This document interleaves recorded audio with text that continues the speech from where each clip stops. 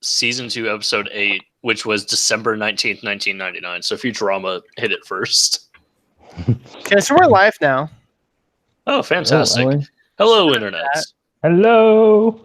Howdy. Welcome to Game Theory. Yeah, we're doing another one of these. I don't have beer this time. I have wines. You know, it's classy this evening. What type of wine? Tell us. This is a Portuguese red wine. Nice. A red blend combining, let's see, 30% Touriga Nacional, 30% Syrah, 30% Tinto Roriz, and Alicante Boucher 10%. So let's. Oh, my camera got all blurred. Okay, there we go. Yeah. Oh, you should be able to see my follicles. So I don't really know what we're talking about. We were talking about D&D for a little bit. We were talking about Khajiit for a second. I mean, we got Scourge against himself here. So Khajiit is a foregone conclusion. So what do we want to talk about? Okay. If Khajiit is a foregone conclusion, well, a question was recently posited in the Discord about Khajiit and their views on necromancy. I have changed my nickname in the TMIP Discord server because I was unable to answer that question. So somebody please give me the information that I need so that I can change it back. What do you need specifically? What their view is? Yeah, kind of like what's the cultural Khajiit view of necromancy? Are they like the Dunmer, where it's acceptable so long as it's done in a certain way? Are they like the Red Guards, where it's not acceptable at all? I got you, fam. So, there's a reason you probably don't know about it, because it's a book that only, I think, appeared in Morrowind. It might have been in the games before that, but I don't think it's ever been in any game since, which is a real tragedy. Which one? What's that? Which one? It's called Corpse Preparation. And Yeah. Yes. Oh, I love that. I love that book. Love that book. So, Volume 1, The Acquisition of the Corpse, what is it? A few paragraphs down says, while the forests of Elsewhere pose some of the same problems as those of Black Marsh, that is, that stuff tends to decay before you can get to it, the deserts preserve corpses for hundreds of years in a way that requires very little preparation. Khajiit of the desert tribes, that's Anaquina, are often buried with only a small cairn of stones, which are easy to find and uncover. The Khajiit show remarkably enlightened indifference to graves being uncovered. It is said that in the port of Senchal, that's way south, one may purchase anything one desires. This is true if you desire fresh corpses. Yes. So, yeah, they don't care. And They really don't. Yeah, they really don't. And I would argue that that's because the Khajiit have, in their theology, a very developed mind-body dichotomy. And I will say that Or this mind-body-soul, maybe. But sorry, go ahead. I will put my own heresy out there, my own headcanon, that the reason that Senchal is a place to get bodies is because Ishanil the Sload set the precedent. Oh, no, yeah, absolutely. Yeah. I don't know who that is. Yeah, he was a character I wrote. I read the Sload that came to Senchal, but I didn't know if the Khajiit that were portrayed in that were atypical or if they were typical. So I didn't want to. I had initially written that for Beyond Skyrim Elsewhere, and they wanted me to change all kinds of stuff and add like a naval battle. They wanted me to change the title, but it's a throwback to Lovecraft, so Right. I wasn't really okay with that. And so, I tried to keep it as accurate as I could, and I relied on Michael here, and there was a whole Tagra team there. I referred to them for some words that I could throw around kind of nonchalant, and Ratravan was my favorites. Yeah, when you're greetings, Ratravan. That's what two respectable Khajiit may say to each other, as a greeting. That's right. But in the story, a Sload named Ishanil shows up and he demands corpses. He brings money for them. He's there for the exchange. But he says, I need this many corpses and you got 2 weeks to do it. And they're like, oh, shit. And so they bust their asses and they get some bodies. They get them to the Sload and they're like, oh man, that was a huge pain. So a couple weeks later, they've kind of forgotten about, like, okay, life's back to normal. Then on the horizon, 3 more Sload bloat ships appear. And they're like, fuck. Yeah. So, yeah. But yeah, the I think the reason that the Khajiit are okay with it is because, and you see this in real world cultures where the body is not really, held to be sacrosanct once the person has died, because the spirit is gone, the person's gone. This is just the shell in which they lived. Awesome. Yeah. I can now officially change my nickname back to the Lord of the Undead because I now know that shit. Oh well, Also, no, I have been reminded of that shit because I have read Corpse Preparation multiple times, and I'm really, really ashamed of myself for having not remembered that. Have you also, if you have ESO elsewhere, there is a quest in.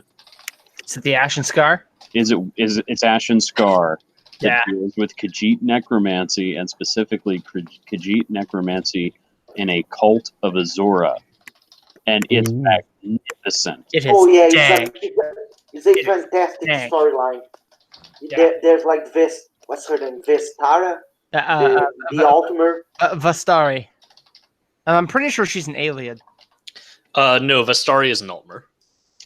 I mean, she may in the game files be an Altmer. No, she is 100% an Altmer. She was a fellow student of both Mannimarco and Vanus Galerian. Because she wears an Ayleid crown, so. I mean, by that logic, I feel like Mannimarco would be an Ayleid. His crown is vaguely Ayleid. Mannimarco is an outlier. I wouldn't call it. No, Vistari is an Altmer. Mankar Cameron is an Ayleid. He made himself an Altmer, yeah. No, he made himself an Ayleid. Prove me wrong. That's my theory, anyways. I actually really think that could be plausible, because it was because the Ayleids have connection to necromancy via the Flesh Gardens and certain city states that worship Molag Bal. So, I mean, I feel like if he wanted to learn something, if he wanted to have some kind of specific proclivity for it, then going Ayleid would be, he's min-maxing is what he's doing.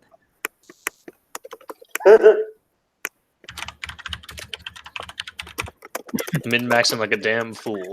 Yeah, I mean, if you can min-max in real life, like, I feel like it. I feel like most people would min-max in real life. Yeah, if it were.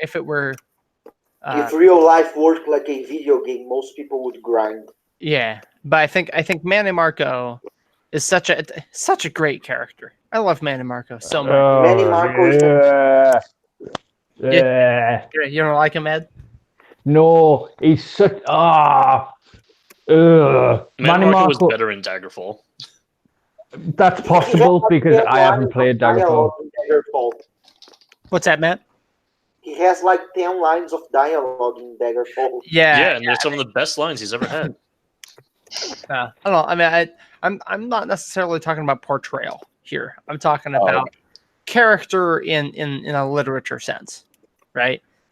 You see Mannimarco, and okay, well, he's this dude, and he was he was a Sijic monk, and he got kicked out because he got super into necromancy, and then such and such happened. He tried to beat Molag Bal out of his own seat at the table, and got his ass handed to him. But then he became a god in a different way, and he had to settle for being removed. By the way, Andrew, I found the thing that I was looking for Vastari.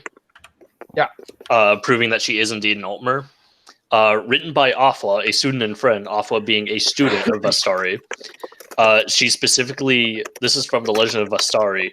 She specifically labels Vestari as a student of the Sigic Order and contemporary of such notables as Vanis Galarian and Mannimarco.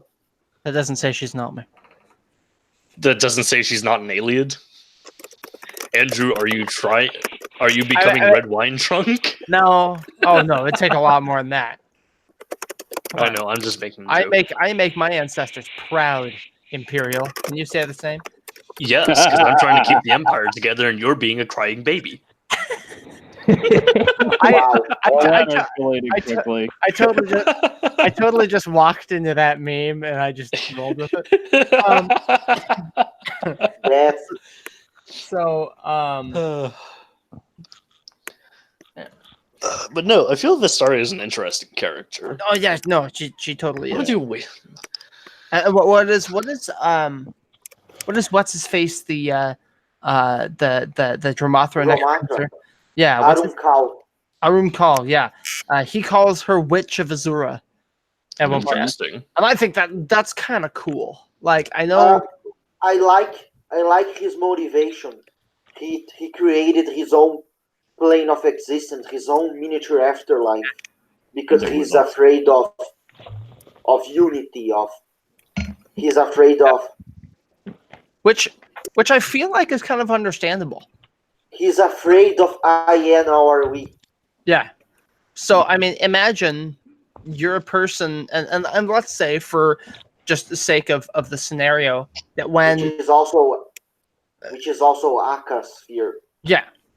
But just consider, let's assume that we humans knew that when we die, we rejoin some human oversoul or something. Human instrumentality. It sounds horrid. See, yeah, that sounds kind of horrifying, doesn't it? It's like, okay, well, all the things you did as you, all of the individual things that make you you, those are actually meaningless because you're part of a bigger whole. You are a cog in the machine. You are, I mean, you're not you anymore. So what's the point in being an individual? And that's if you care so much for your own individuality, which, let's be honest, in this day and age, society, with the exception of some Asian cultures, they really, really, really stress individualism. And I only say that about Asian cultures because, I mean, conformity is a big thing in like Japan. You do what's expected of you, and you stay in line, and that kind of thing. There's still a lot of individual rebellion in Japan. Oh yeah. Oh totally. I'm talking more of a societal kind of thing. I mean, it's kind of the same thing in the West. It's just that people are more open to be against it. Yeah. I think you're right. So maybe I spoke too hastily. But I mean, when in a day and age where we do care about our own individual personality. No, but I agree with what you're talking about. Yeah. It sounds horrible. Yeah, and so I can see why someone like Arum-khal would, he'd want to get away from that. No, I am me, and you cannot take me away from me. You see what I'm saying? Like, that's fighting for yourself. It's the utmost act of self-respect. You know what I'm saying? Which is kind of interesting. So, I gotta keep track of the topics here so I can put them in the Speaking of video description. Okay. Speaking of texts that are only in Morrowind and nowhere else, have any of you guys read A Worn and Weathered Note? I'm sure I have. I'm pretty sure I've read every piece of text in Morrowind. Easy. I think it's the best piece of of prose in Morrowind. And it's fascinating and nobody ever talks about it. Remind me the subject. That's the thing, I don't even know how to describe it. I'm grabbing it here. I'm going to post it in the chat. It's like 2 giant paragraphs, and honestly, it could be just about anything. I'm pretty sure it's a text from Anu's perspective. Like Anu, here. Here, no, I got it. Who am I to ask this of you? Okay. Yeah. I love screwy mirrors. My eyes just scoured defeat. I remember how warm the earth felt as I lived and breathed next to a beating heart. This is fucking beautiful. Yeah. Okay. Yeah. I think you've brought this up before. I did? Yeah. I mean, I probably did in like Discord. I'm pretty sure we've read this before on one of these before. Did I? I don't remember. I'm pretty sure. Okay. Yeah, but whatever then. Yeah. I just find it sad that this is only in Morrowind and nowhere else. Well, I can read part of it just for those who are playing the home game. So it's a worn and weathered note found in an abandoned shack in the Shilgord region, or in Raven Rock. A glass bottle. Yeah, in a glass bottle. So there are 3 different instances of this, which is interesting. I am forever swimming around amidst this ocean world we call home. My limbs grow weak and weary as my eyes drift skyward in defeat. I remember how warm the earth felt as I lived and breathed next to a beating heart.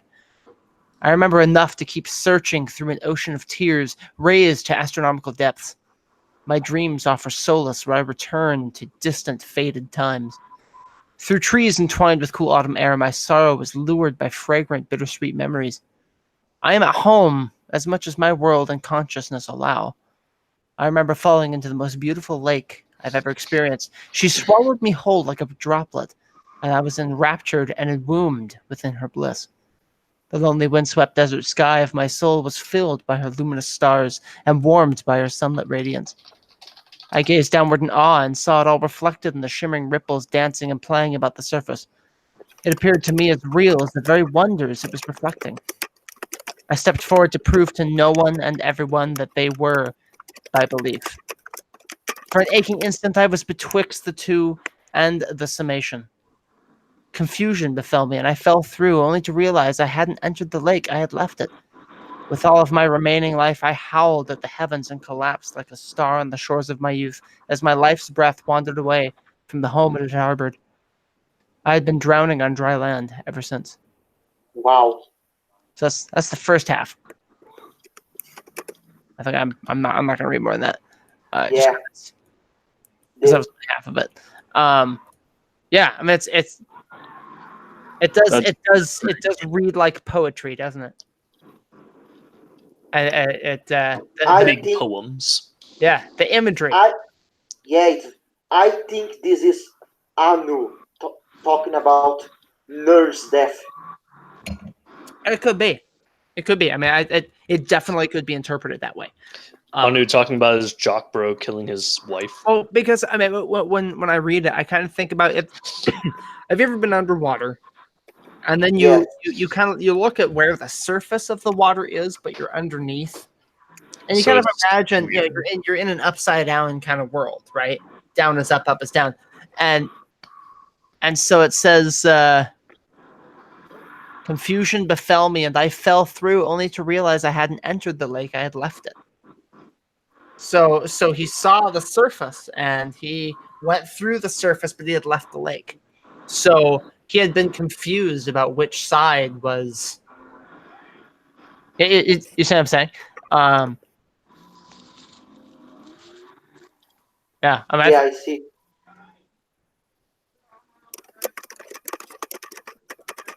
Yeah, and wound. That's an interesting choice of word. She swallowed me whole like a droplet, and I was enraptured and enwombed within her bliss. I was betwixt the two and the summation. Yeah. Reminds me of Kim. So I was between them, and I was their son. Yeah, I mean, it sounds like it could very much be Anu.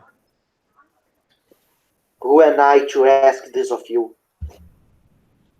Well, let me read through the second portion real quick. I'm not going to read it out loud. I just want to read it just so I have an idea of how the rest of it goes.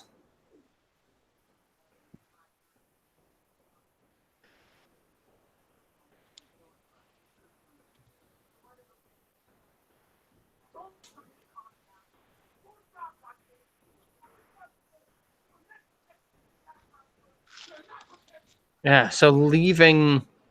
Yeah. So there's some loss here, which supports the idea that it's Nur. And I mean, I noticed earlier there's some stuff about water and memory. That's and dreaming and Yeah. consciousness. Uh-huh. I began to know the deadpan search for freedom and forgetfulness, and I realized the hold on my life, though it still lurched pain in front of me. I just stared back with tired, vacant eyes, as if watching the most fascinating of nothing. I mean, there's the reason why I say this is annual because it's either annual or it's some random nonsense. I Yeah. can't really associate this with anything else. It reads like Uncle Walt a little bit. I don't know what that is. Walt Whitman. Oh, Leaves the Grass. I know who he is. He was one of the champions of free verse. He and Ralph Waldo Emerson were huge. I'm not American, so I'm not 100% familiar with what Yeah. So what would be taught in high school literature there. yeah. Well, I took a class in college. It was a intro to poetry class, and I think there was an American literature class I took, and we looked a lot at Walt Whitman. And Walt Whitman wrote really long poems. One of his most famous is a Song of Myself. It's where the term barbaric yop comes from. If you've ever seen the Dead Poet Society, there's a big scene about that. And Ralph Waldo Emerson, he coined the term oversoul, which is interesting. I'm pretty sure there's an equivalent to oversoul in Hinduism. Yeah. Was it just in English? That was I'm pretty sure he was the first to use the word, and it was his. He believed that all people are part of the same. Life. Life is one entity, and that we are all a part of it. So we are all a part of one oversoul. And so, it's a very not Taoist, but kind of a Zen sort of idea, right? We are everywhere. We are nowhere. That kind of thing. So both. So Emerson was really the first of his. He kind of paved the way for open verse, free verse poetry, which I would certainly call this. And Walt Whitman did more of the same, but it was in his ability to describe things. He focused a lot on himself, and he focused a lot on his own experiences, and that set him apart. There's one on the what's it called? The Ferry to something. Whitman Ferry. Crossing the Brooklyn Ferry. I love this poem. There's a bit where he talks about looking down in the water, and he can see kind of the rays of light extending down past his head into the water. Have you ever done that? You look like down into a lake, and you can see your shadow, and then kind of light spreading away from your shadow as you look deeper into the water. He describes that so brilliantly, and it's that kind of thing that I see in this piece of writing. Yeah. Can you tell I'm an English nerd? Yes. Like, I mean, is that I'm pretty sure I noticed that since the first Lorechat I've been here. Yeah. No. No offense. I love this. I love this stuff too. Yeah, it's good stuff. I spent a lot of time in college, kind of reading and interpreting things. No, but the reason I like to think that this is annual, and because this, along with some other texts, make me feel sad for Anu, and I think the Elder Scrolls is the only setting I know where God is a tragic figure, and I love that. Yeah. Well, see, and you say God is a tragic figure. I mean, because Anu with a capital A, with all caps, is the closest thing to God in Elder Scrolls.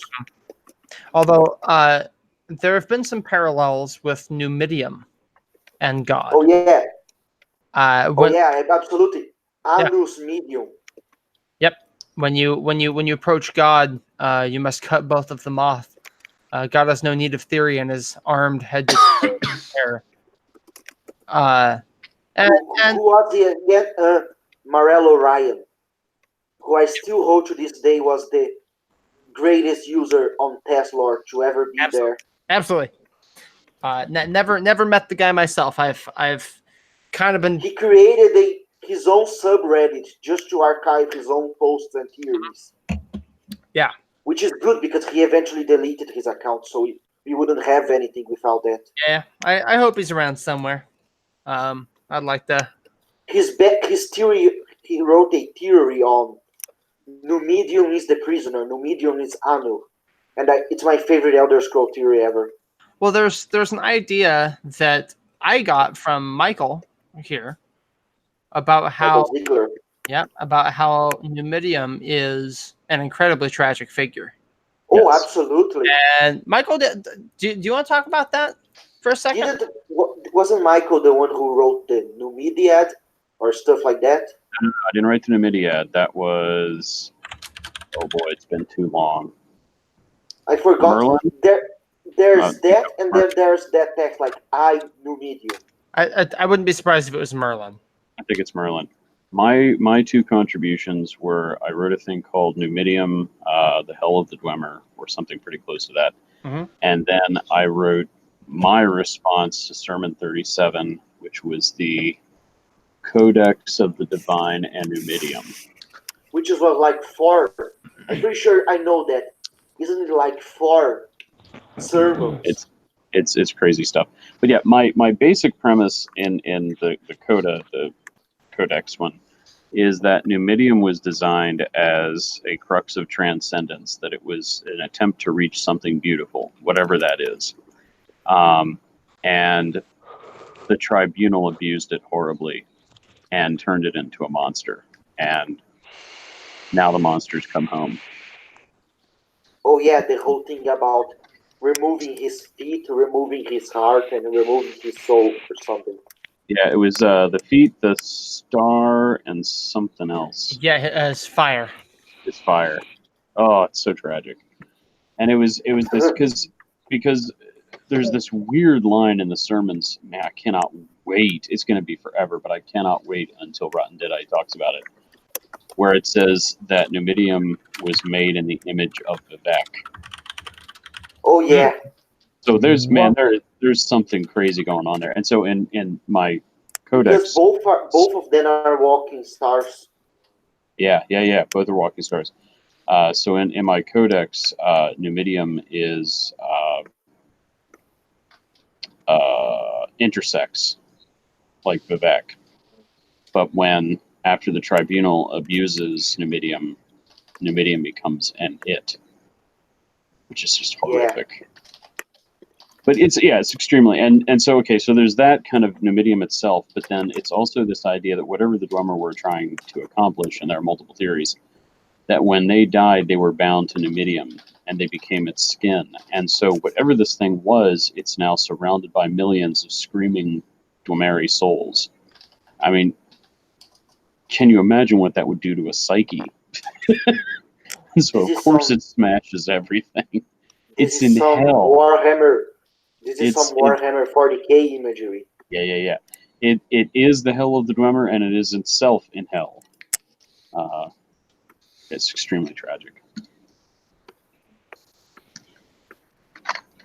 Yeah, I have a soft spot for Numidium, which sounds crazy because Numidium's not nice.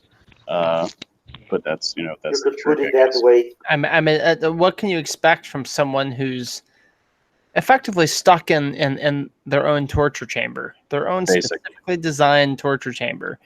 Yeah. And they can't get out no matter how much they kick and scream and cry and rage. They're stuck there. And that's why there's no more use for words. The only not even no, really. That's not even the word anymore. It's just an empty speech balloon and stomping.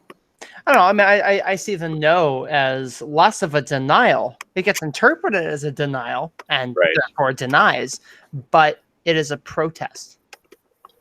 I like Saying, it. No, I will not do this. No, I don't want to be here. No. Mm, And so if it's been misinterpreted, no. Oh, okay, I'm out. You Yeah. know? I mean, that's I get that. Yeah. that's something to play with, maybe. Well,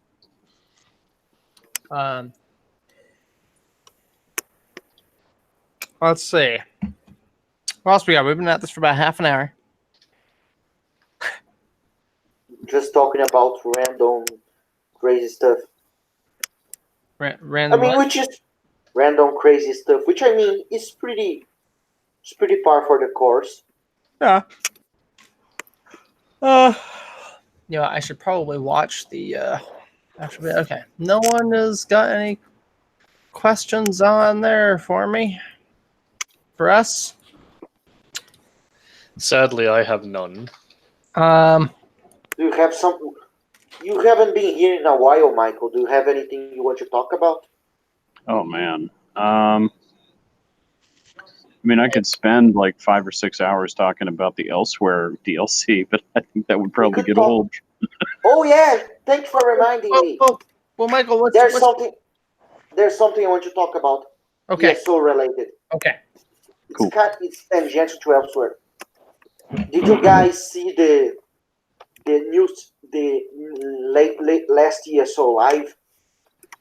I did not. No, I didn't know it was a thing until I think it was you DM'd me reacting about it. Yeah, it kind of when I find out about it. Yeah, Chevalier Renald. Yeah, Chevalier Renald is in ESO. Wait, what? Yes, he's an NPC in the new Dungeon DLC. Oh man, that's awesome. He's a vampire who's older than. Of course he is. They describe him as a vampire, yes, and he's friends with a guy named Wulf. Uh-oh. Oh, I like And it. Wulf is I like it a another lot. vampire. And do you know what Wulf wants to do? They both captured a dragon, and Wulf wants to drink its blood. I like Do you know this a how lot. that Stacy wanted to eat the dragons? Oh, that's There's good. there's a great theory. And then Hold on, Matt. Renald betrays Wulf, and you help him stop Wulf from drinking the dragon's blood. Nice. There's a great theory. I don't remember all the details of it. Todd Damrath is the guy to go to. That Chevalier Renald is actually a Saesi. Yeah, no, Chevalier Renald is stated to be a Saesi. I think you're talking about Zurin Arctos. No, Chevalier. No. Chevalier. The idea is that the Akaviri Potentate, he changed his identity. Yes. Yep, I've heard this from Todd. I love this idea. Yeah, he and I aren't on speaking terms anymore, but I know that. But he does have some pretty great ideas. Oh yeah, no, he makes a great case for it. When he starts talking about Akavir, it's beautiful. It's like when you start talking about the Sload, I'm just like, oh, please give me more. I mean, Chevalier Renald being in a Saesi, it's actually kind of stated in the Rebanada in chapter 2. Yeah. Which I mean, maybe that's where the vampiric snake people comes from. It's just a misinterpretation of. I'm looking at him. So I mean, if the Saesi turn out just to be a race of vampires, I will be very, very disappointed. Here. And having vampire blood, these brother knights lived for ages through and past Riemann, and then kept guard over his ward, the coiled king Versidio Shea. The snake captain Versh, who became Renald, became the protector of the northern west. So Virtue was a Sacy captain, a Dragon Knight, which he is. He's captain. Chevalier Renald is a former member of the Dragon Knight. He even uses Dragon Guard, but he uses Dragon Knight abilities in the new DLC. Yeah. Like jumps like 30 feet into the air and crashes down onto an enemy. Well, what I'm interested in is Wulf. Obviously, Wulfarth. Wolf is the abbreviation. It's another thing, but it ends with a wolf. That's the important part. Okay. Well, it sounds to me, so one, we've got Wulf, potentially Wulfarth, who we know can shout. We know he's got the Thum. Drinking dragon's blood. He is trying to absorb the soul of the dragon so that he wants get to more powerful shouts. Or become a dragon. He wants to obtain the dragon's power. Yeah. So maybe, well... And there's a very juicy theory that Chevalier Renald is Zurinarctos. Yeah. We gotta Which try I love. Which is fucking nonsense, but I love it. Yeah, But I mean, like isn't it known what happened to Arctus? He became the Underking, blah blah Yeah, blah. but Chevalier Renald is like hundreds of years before. Yeah. But we know that he lived up until Tiber Septim's time. Yeah, he was around And for... that he served under Kulakain, but he only did it to get closer to Talos. Yeah. The other thing I know you were going to mention, Andrew, was the other time that Wulf shows up in an Elder Scrolls game. I don't want to steal your thunder, bro. Do it. So Wulf is a character we meet in Morrowind. He's an aspect of Talos. Yeah. Which I mean, the connection being Wulfharth, 1/3 of Talos Oversoul. So he's adopted this name, Wulf. It's a part of him, right? So hey, here he is. When you're on your way in through the Ghost Fence, you go through Ghost Gate. I want to say it's the Tower of Dusk. You go into, you can find this elderly Imperial man standing there, and he gives you a lucky coin. His dialogue is very fascinating. Yes, his dialogue is great. He talks about the Empire ending, his regret. Yeah. So he says, "I wanted to go to hell. I came all the way here to see hell, but I guess this as far as I can go."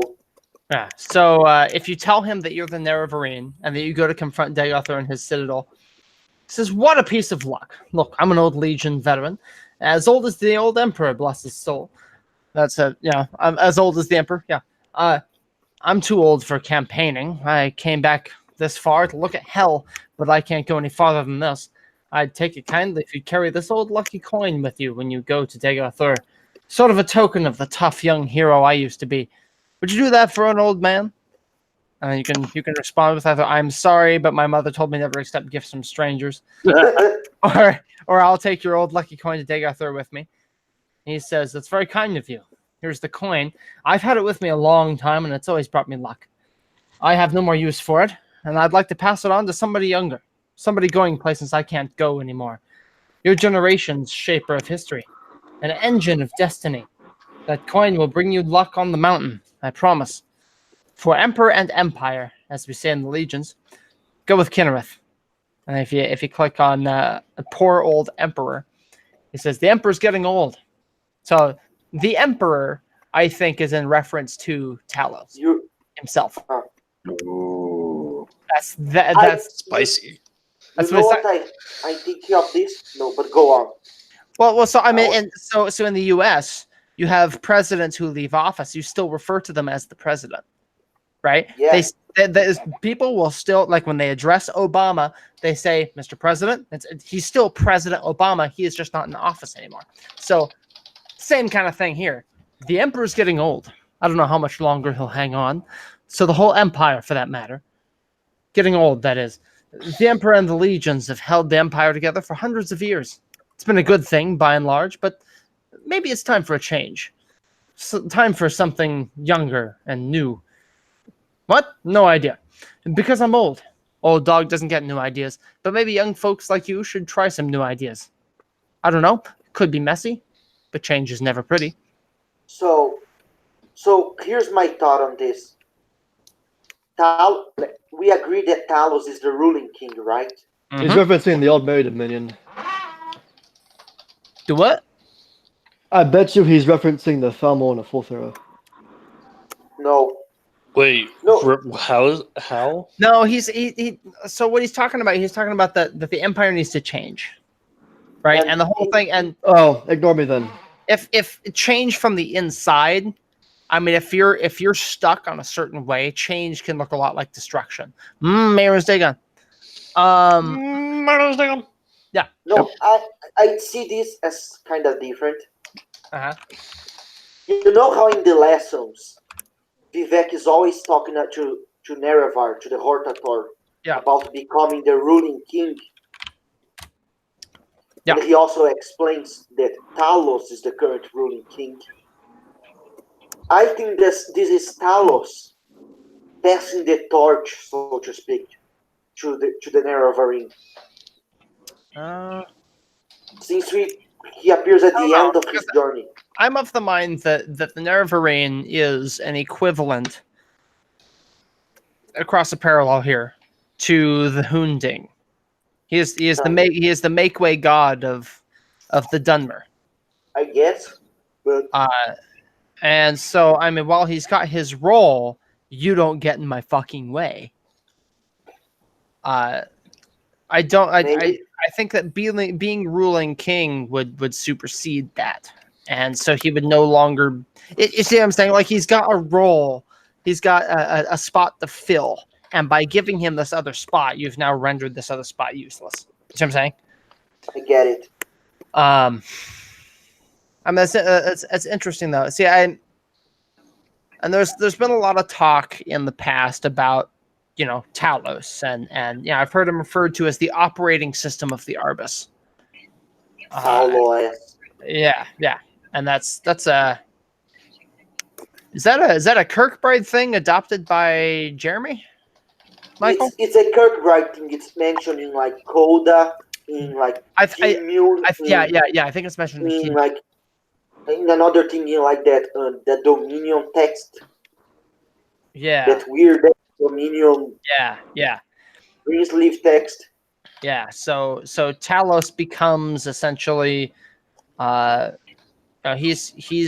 he is the fabric of the Arbus now. He is running things because he's as ruling king. How that works, right? Lorcan is the frame maker. He's the god of space. So while Lorcan might be DOS, right? Just a simple, some kind of BIOS, the basic input-output system. Then you got the operating system. There's Talos. You need Lorcan to get to Talos. Right. Right? And I mean, and we need Talos to get to what exactly? I don't Amaranth? I don't know. Maybe. I mean, Amaranth seems to be kind of the be-all, end-all of sought knowledge. I mean, look at the Hist exact egg cracking. They've been looking for a way into Amaranth for a long time. Can I offer an idea about Talos? Sure. Yeah. Of course. So the Numidium has always been powered by things related to Lorcan, right? At first, it was the heart of Lorcan, and it was this massively destructive force. And then it was when the heart was no longer available, it became the Mantella, which is still powerful. Is the combined soul of two Shazarins. Yeah. Is Lorcan enough to do the job? Sure. But then we get to Landfall. And the Numidium is. Sorry, go ahead. What? I said. And the Numidium. I was quoting you. Lorcan enough to do the job. I like that. Anyway, the Numidium at Landfall is the most powerful it's ever been. Mm-hmm. Before it did Dragon Breaks on a local scale. Now it completely destroys Tanya. Akatosh is rendered a powerless worm. All the gods are fighting it and losing.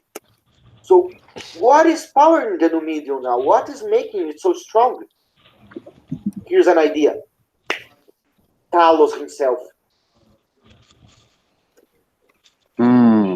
Wait, when are we describing Numidium being powered?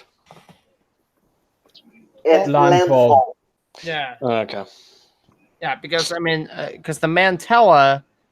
I mean, what happens to the Mantella? Don't we destroy it in Daggerfall? Yeah, it gets destroyed at the end of I mean, unless Daggerfall. it's the raw energy of Talos and not actually Talos. Yes. No, I'm not saying that there's Talos inside of the Yeah. medium. That's ridiculous. Yeah, it's I just think the that- energy he exerts that's controlling it. Yeah. Or not controlling it, but more just powering it.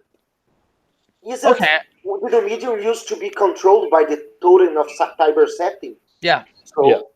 What I more mean is that I feel that landfall is a point wherein Talos has no control over Numidium. Numidium is effectively just sapping power from him to keep going. Yeah. No, It's its own entity now. It's an induction charger at that point.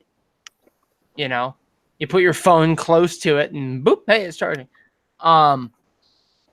But I'm gonna play with some stuff here. I like the idea that Talos is what is powering Numidium at landfall.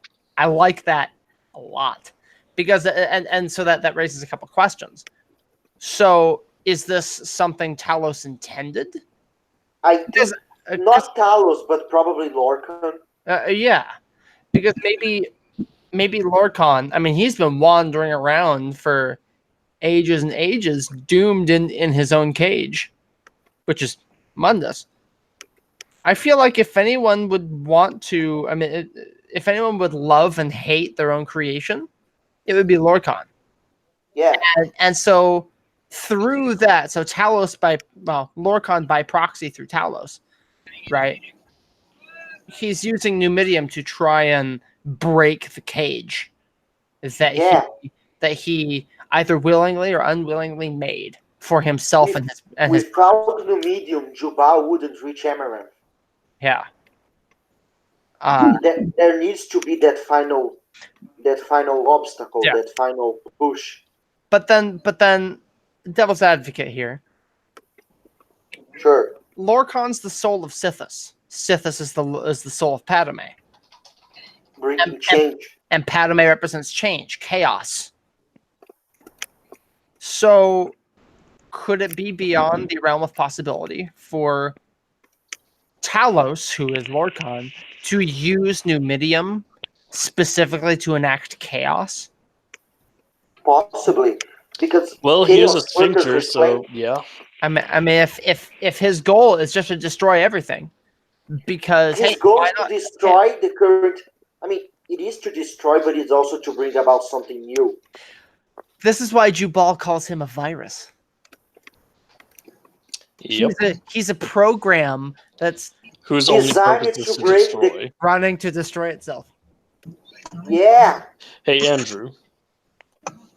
That's great. In conclusion, the virus. Lorcan played everyone like a damn fiddle. Yes, for coming to my TED Talk. Yeah. Damn. Hey, Andrew. Yeah, what? I was reading Tesla Lore the other week. I think it was last week that I was reading it, and I saw a post from you answering a question for someone, and you brought up an interesting concept. Static chaos. Yes. The concept that's what the Dawn Era was. Static chaos, which is just... Static change. Yeah.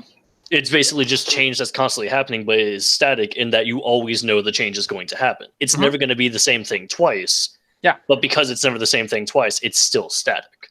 Yeah. Crazy. Yeah, because it's a constant state of change. And so you got all this change going on right here. Well, then you encapsulate that. That is the state of it. It is always that, and I would stasis. I would like to put forward: is it possible that therefore Mundus and it's how ungodly it feels to actually live in could therefore be labeled as chaotic stasis?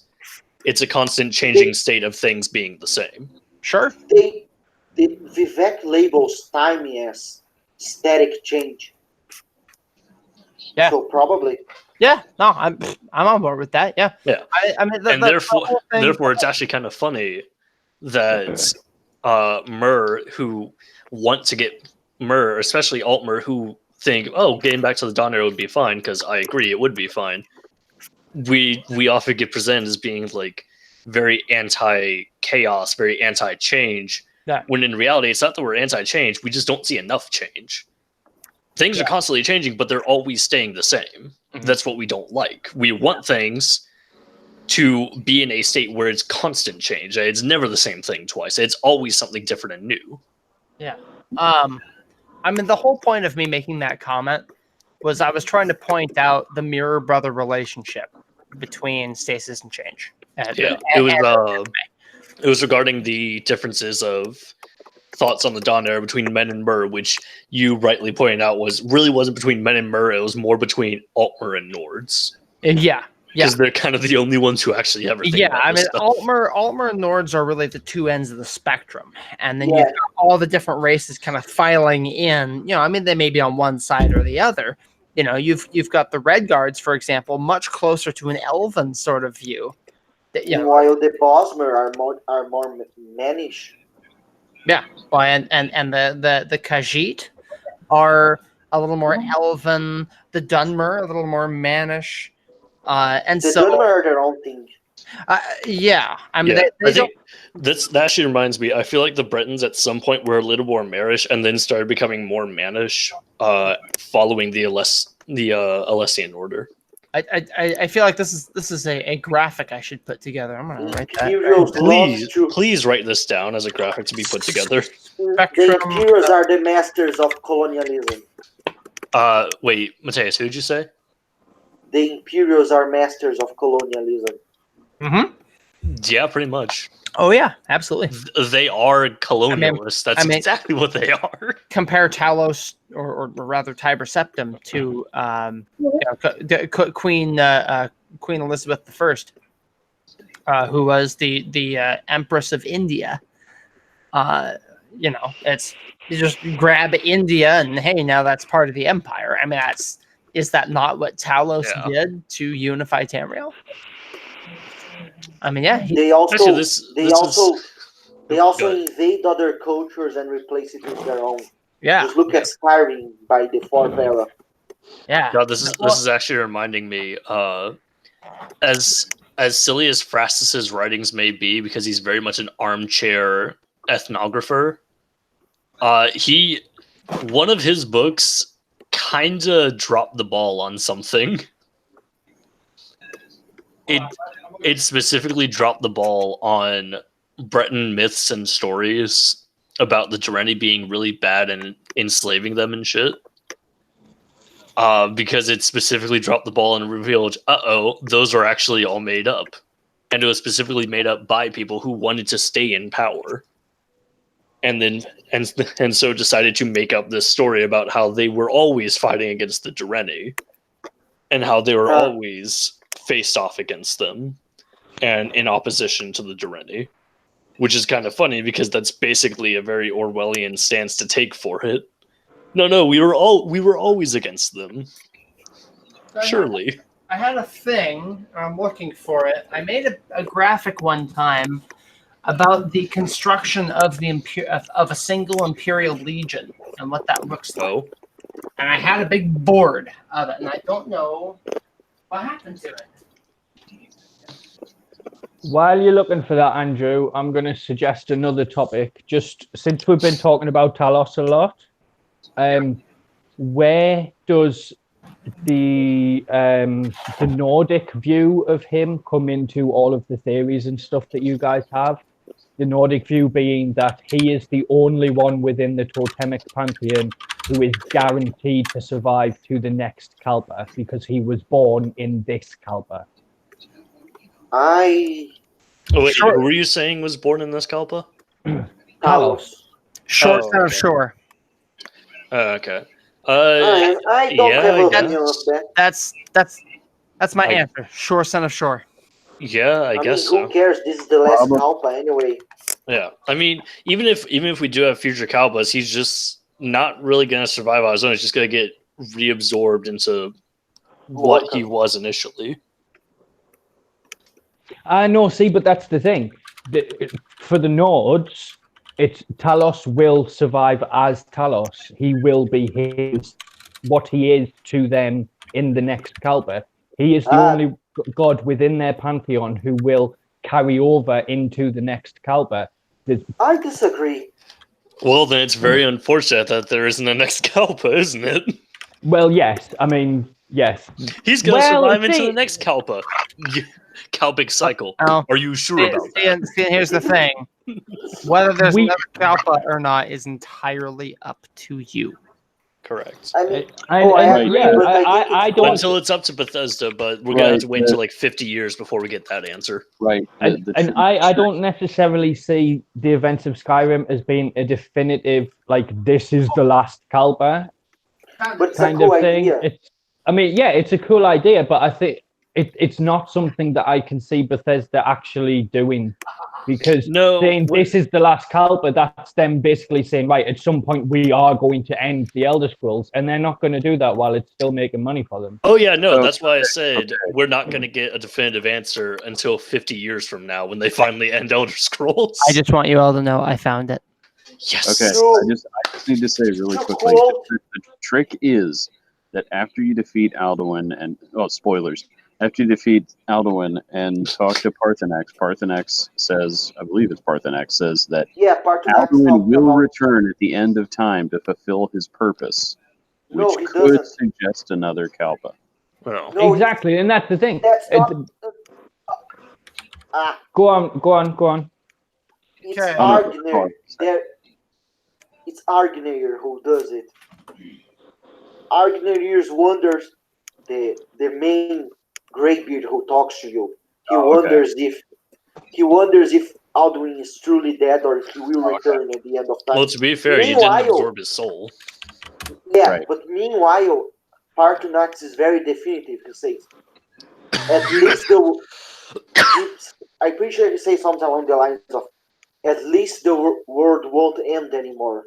But I wonder if this was the right thing to do. Right. Yeah, you screwed over the next Kalpic cycle. Congratulations, you are a boomer. True. and ergo my dragon's coda. Anyway, Andrew, you've got something. Hey. Yeah. So I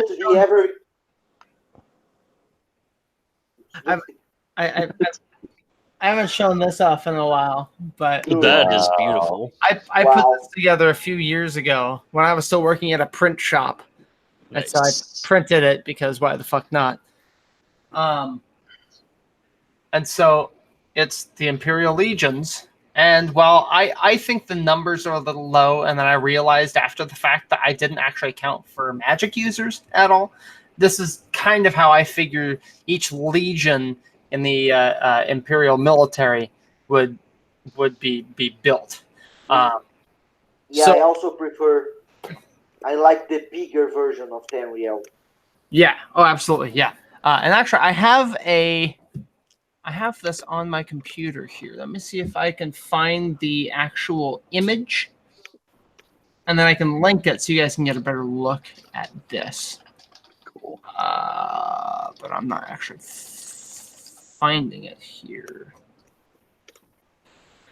Oh man, I may have to look for it, and then I can put it up on the Telmora's website.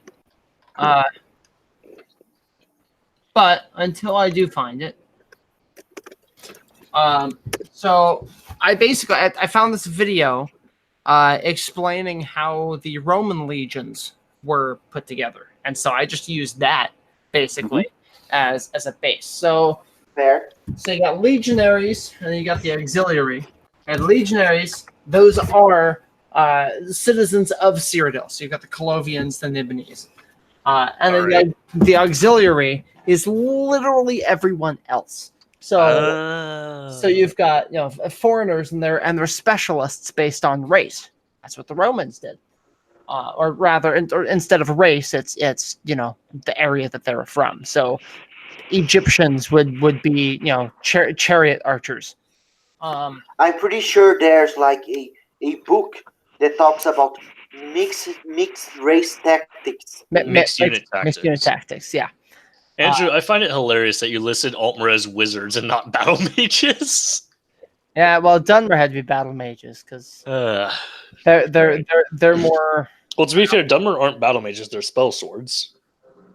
There is a difference. But battle mages is a specifically imperial thing. Was the vibe I always got? No, not exactly. Battle mage is. This was several years ago. Get out of my butthole. But no way. A battle mage is not specifically an imperial unit. A battle mage refers to wizards and other spellcasters who specifically focus on destruction magic. It's the same as how you would refer to an illusionist as, or someone who only uses illusion magic as being an illusionist. I'm pretty sure I took some of this out of Marwin's descriptions of the races, if I'm not mistaken. But I've got Argonians as pikemen, Bosmer archers, Nord or light infantry, the Orsimer heavy infantry, Khajiit scouts, Altmer wizards, Dunmer battle mages, Breton healers, and then Redguard mounted cavalry.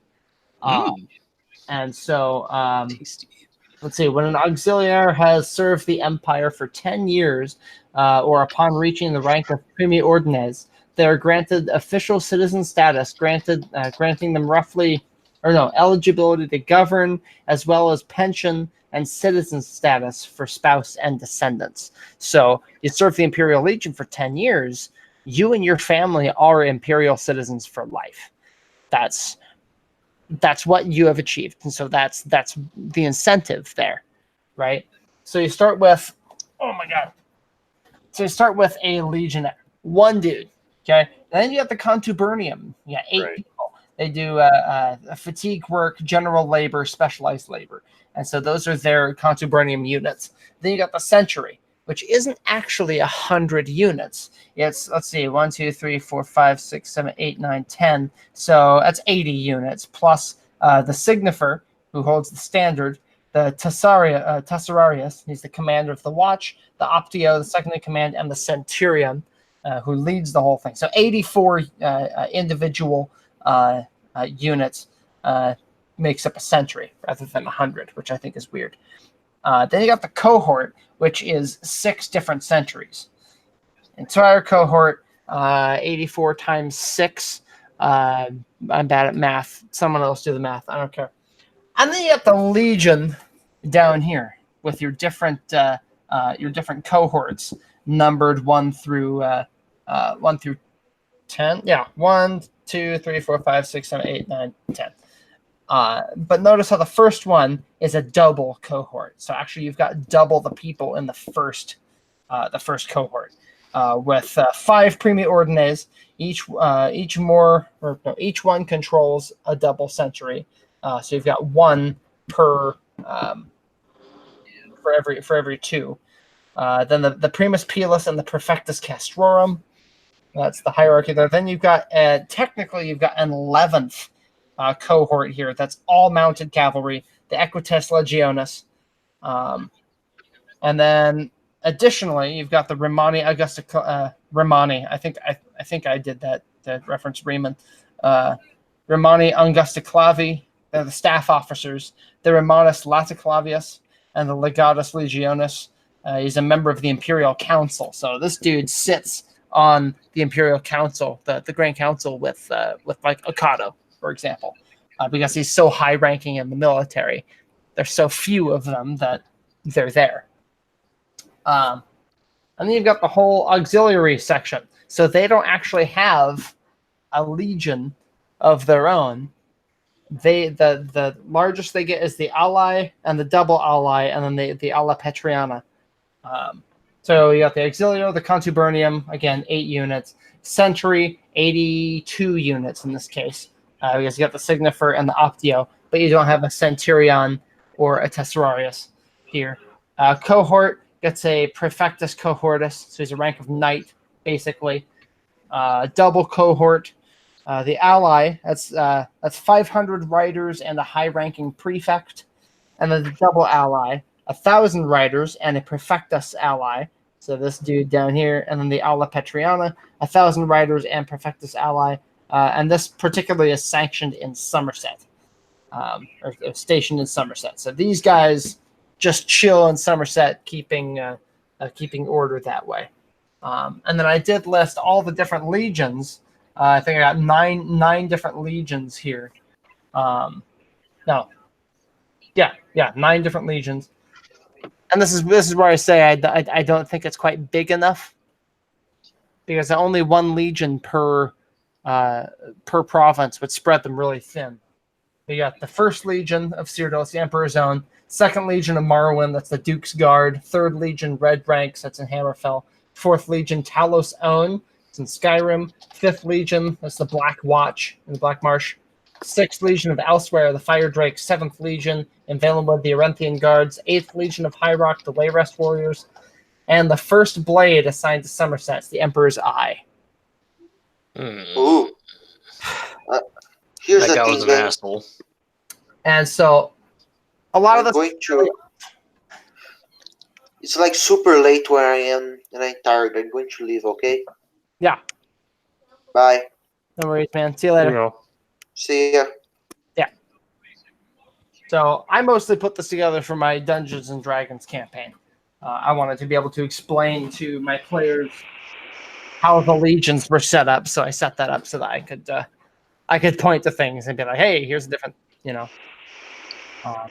And I think I went through and I aligned those to different ranks in the Imperial Legion in Morrowind, if I recall. I did some work with that.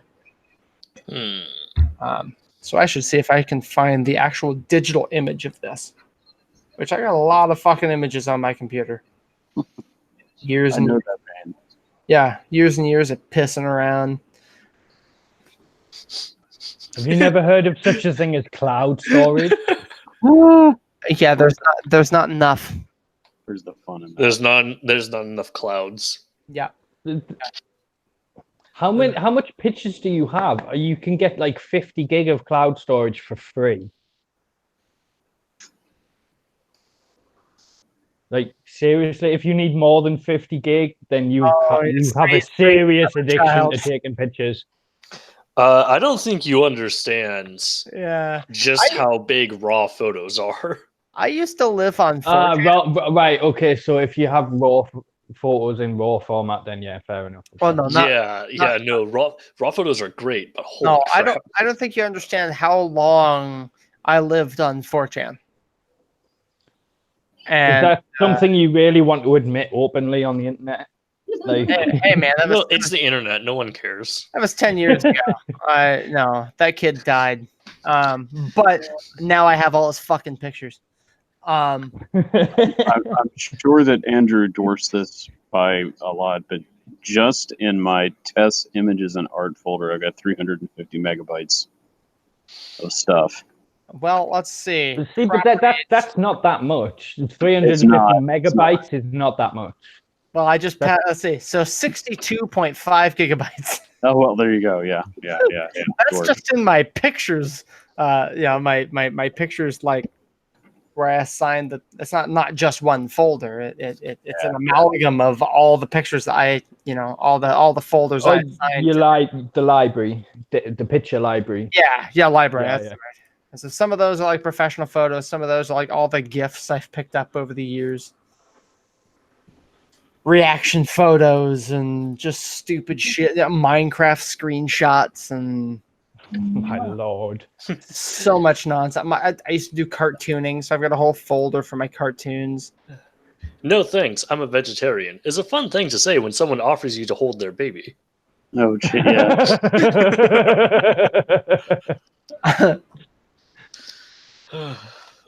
Oh, by the way, the other day on the UAS RPG Discord, someone tried to assert to me that Bosmer are vegans. Like they tried to assert that Bosmer not only don't eat vegetables, they also don't hurt animals. Oh bother! And when I said that's not part of the Green Pact, they said, "Bro, have you read the Green Pact?" And I just linked the Green Pact to it. They just fart in each other's mouths for sustenance. Listen, the only things they eat are the bodies of their enemies. Clearly, even though Jaga exists and Rotmeth exists, that would make them an entirely warlike civilization, where their civilization is founded upon conflict. That just won't work. That's not sustainable. when the Bosmer civilization is probably one of the least warlike civilizations on Tamriel. See, I wonder. You could argue that there's a possibility that certain orc tribes might be vegan. I can see that. One of the things they were trying to argue was there's an event in ESO where a Bosmer gets pissed off at an orc for killing a rabbit. And all I can think is, all right, someone getting pissed off at an orc for killing a rabbit, that sounds like a Weiress in High Rock getting pissed off at an orc for killing a rabbit. I may... Oh, hold on. Did I find it? No, okay, I found the little symbols I used. Apps, props...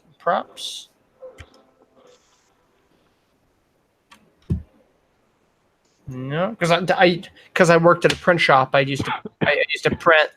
Oh, if I had my box, I've shown off my box a few times. Oh my lord! I've got a wooden box that's got the remake on the top, and I've got actual printed in-game lore books that I printed, folded, and hand bound. Because only a few pages thick, so. I'd print off a cover for them, print them off, basically half page, fold them, and then staple them along the spine. And they turned out really cool. Let's see, is it in lore here? Is this where it would be? No, I see a lot of MK art. Same here. Oh yeah. Oh, I was so happy to get the little sketch that I got off Gavner the other week, like in MK style of my OC. I was so happy about that. It was just like, it's beautiful. He did it so well. Not maps. Where the fuck did I put this thing? It's here somewhere. Is it a fireworks file? It would have been a fireworks file.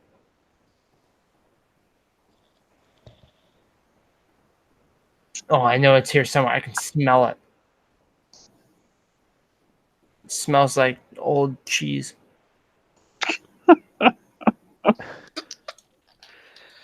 Oh, God. Oh, no, Michael, you need to see this picture. Location, no, Imperial Legion. See it, but it's not here. It's not here. I have a folder just for Coda. Can't you just search for this image that you're looking for? I don't know what I titled it. Okay, that doesn't help then. Legion. Hey! No, that worked. Thanks, Ed. Honestly. That's why I have subfolders. So many. Yeah, no, I just typed in Legion in the hopes that would do it. I would drag this over here. See, search never works for me because I don't keep up to date with indexing the contents of my hard drive. But like, for people who do that, which I imagine if you've got that much shit that you must at least partially. I just want to point out you said doo-doo. Oh my lord. Andrew, how is it that we are the same age and yet I'm sitting here judging you for being immature? See, there comes a point where you just decide, nope, I'm a kid at heart. There's a point where you decide you don't care about being mature anymore. Let's see. So where's the hangout? Here it is. So I will. Well, yeah, I don't care about being mature, but there's a level of immaturity that I'm kind of that just feels too low for me to go to, and laughing at just because somebody said doo-doo. That's kind of. I mean, Jesus Christ. It's like the word duty. You do your duty. Oh man, I had a babysitter as a kid who used to say that and used to duty my pants laughing. Okay, is there anything else we want to talk about, or do we want to? My wine's gone. I could go get a beer. Yes, get the usual alcohol that you drink. I have Andrew. no subject. Michael, anything? I have no mouth and I must scream. Oh, Dylan. I don't have my notes on it, but there is in the Ashen Scar quest there is a gate of Azurah, and it shows the 3 faces of Azurah. Yes. And me, Jonathan, and Mac, and some others, but the 3 of us especially had a massive conversation about it. And that thing is like incredible. I still need to get elsewhere. There's so much lore and just that one thing, and it's mind blowing. Yeah. Yeah, I think I saw some of that conversation. It was good stuff. I think you joined in at one point. Yeah, I gotta collate all that stuff into an article or something. Yeah, man. Because it's some seriously dank lore. As I remember looking at the door and going like, "Hey, that's pretty sweet," but I didn't really look at it because I had shit to do. There are so many symbols. I mean, if like everything from the faces to the crowns. To the flowers that they're holding. One of them has a rose that's also the sickle, which is used to cut holes in oblivion, and it's freaking incredible. Hey, Michael. Yo. I realized something that would actually be beautiful. What's that? So you know how Mountain Blade 2 Bannerlord is coming out eventually? Sure. The beautiful thing I realized would be have Bethesda license out the Elder Scrolls name to the Mountain Blade group and just have them make a game that's set during the Tiber Wars, but it's Mountain Blade. That'd be all right. Because I specifically want to play an Altmer spell Cavalier. Nice. Because you cannot tell me that it would not be fun to be playing a character who can cast spells while on horseback. No, that'd be great. It would be great. Oh, speaking of video games, how do we think that Baldur's Gate 3 will influence future TES games? That's a curious question, because for a moment, I thought you were going to try and say, how do we think Baldur's Gate 3 is going to influence future D&D editions?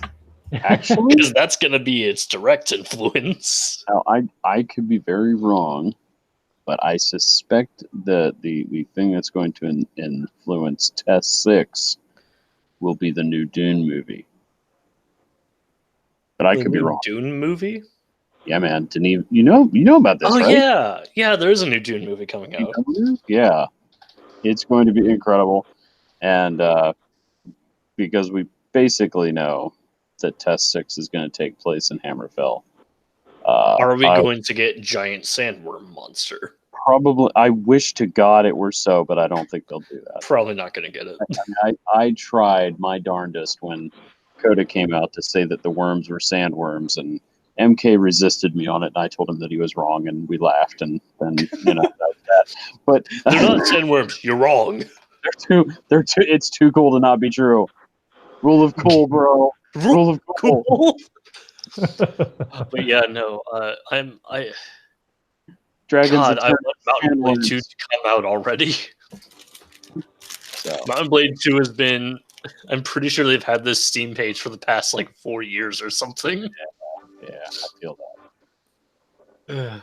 And it looks so much fun. We get to have siege weapons. This is why I want. Oh God, this is why I want Tale Worlds to just be licensed for a single test game and just told make a test game for the Tiber Wars and let people play through the Tiber Wars. Because imagine how much fun it would be if you just make a Bosmer character who ends up winning the Tiber Wars and actually beats the hell out of Tiber Septim. So, but Ed, to go back to your question, so I never played the original Baldur's Gate games on PC because I'm a console peasant. But I did play the Baldur's Gate Dark Alliance games, or 2 of them, and I love them. So I'm not sure. I guess it kind of depends on what Baldur's Gate 3 is going to be like. Is it going to be third person? Is it going to be first person, or both? How heavy are the RPG elements? Because they were decent in the Dark Alliance games. Well, Baldur's Gate 3 is going to seemingly be based on either directly based on D&D 5th edition's rules and mechanics, or B, a modified form of 5th edition's rules and mechanics. Interesting. Yeah, And I and feel the reasoning for that is mostly because, well, one, that's how Baldur's Gate kind of works. It's just D&D. yeah, it is. Yeah, But the other reason may be to try and get people who are more elitist about like 3.5 and Pathfinder to kind of get a bit more on board with 5th edition. Given that So- 5th edition's been out for like 4 years now. As and a side, what I've as a seen of the trailer as well, it looks like the storyline is going to be based along, inspired by at least the Cthulhu mythos. I'm a fan. Oh no, those not, are mind players. yeah, not exactly. That is a mind flayer, and that is indeed how mind flayers are made, which is really gross. It's going to be awesome. But as a But sidebar, yeah, we could have so mind flayers and aboleths showing up. as a sidebar, my I have two RPG groups. My main group has kind of been defunct for a while, and so I've been playing D&D with some friends up in my area. The old group is starting to come back, and we're looking at a 5th edition adapted Star Wars game. And so, there's one that the one guy found online, and I've been looking at it, and man, I am not a fan. Because I'm telling you, Tess has ruined me for everything. And if I can't be who I want to be and do what I want to do, I don't want to play it. And the 5th edition, as I see it in this Star Wars thing, is that, yeah, you have your classes, and classes are good. Classes are an archetype for you to create who you want to be. But then they become more and more restrictive, and I am not about that life. Yeah, that's why UESRPG is great, because there's literally no classes whatsoever. I mean, I like classes. I mean, and in technical terms, I would base classes on things like how your base attack bonus goes up, how your saving throws go up, stuff like that. Yeah, I and would say other your class classes. features.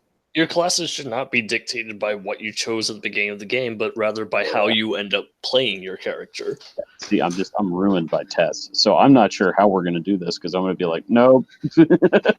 See, I'm with you on that, Michael. Because to be honest, like I've been trying to play computer games, and like literally anything that doesn't have character creation in, like I played for 5 minutes, and I'm just like, oh, I don't give a shit. Well, Michael, the answer for you is the way it's going to work is it's just going to be D&D, but it's going to already have multi-classing in it. Yeah, So just multi-class. That's what it is. Yeah, I have to remind myself. Remind yourself that multi-classing exists. I've been playing Detroit Become Human is on free on and I'm playing that, and I'm like, oh, I didn't get this character. How can I play this game? But it's really good. I didn't enjoy it. It's a different kind of game. No, I just didn't enjoy it because I genuinely do not like the guy who made it. Oh. Which game is this? Sorry? Detroit Become Human. Oh, I haven't played that one. I thought you were talking about Too Human, and I was going to lambast everybody who was like, "Oh," because I fucking love that game. Yeah, no, Detroit Become Human was made by David Cage, and David Cage is weird.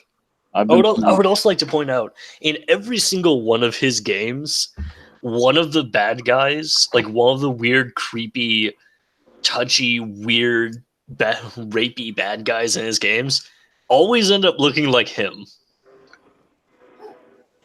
Mind you, he's the director of this game, and he chooses for that to be the case.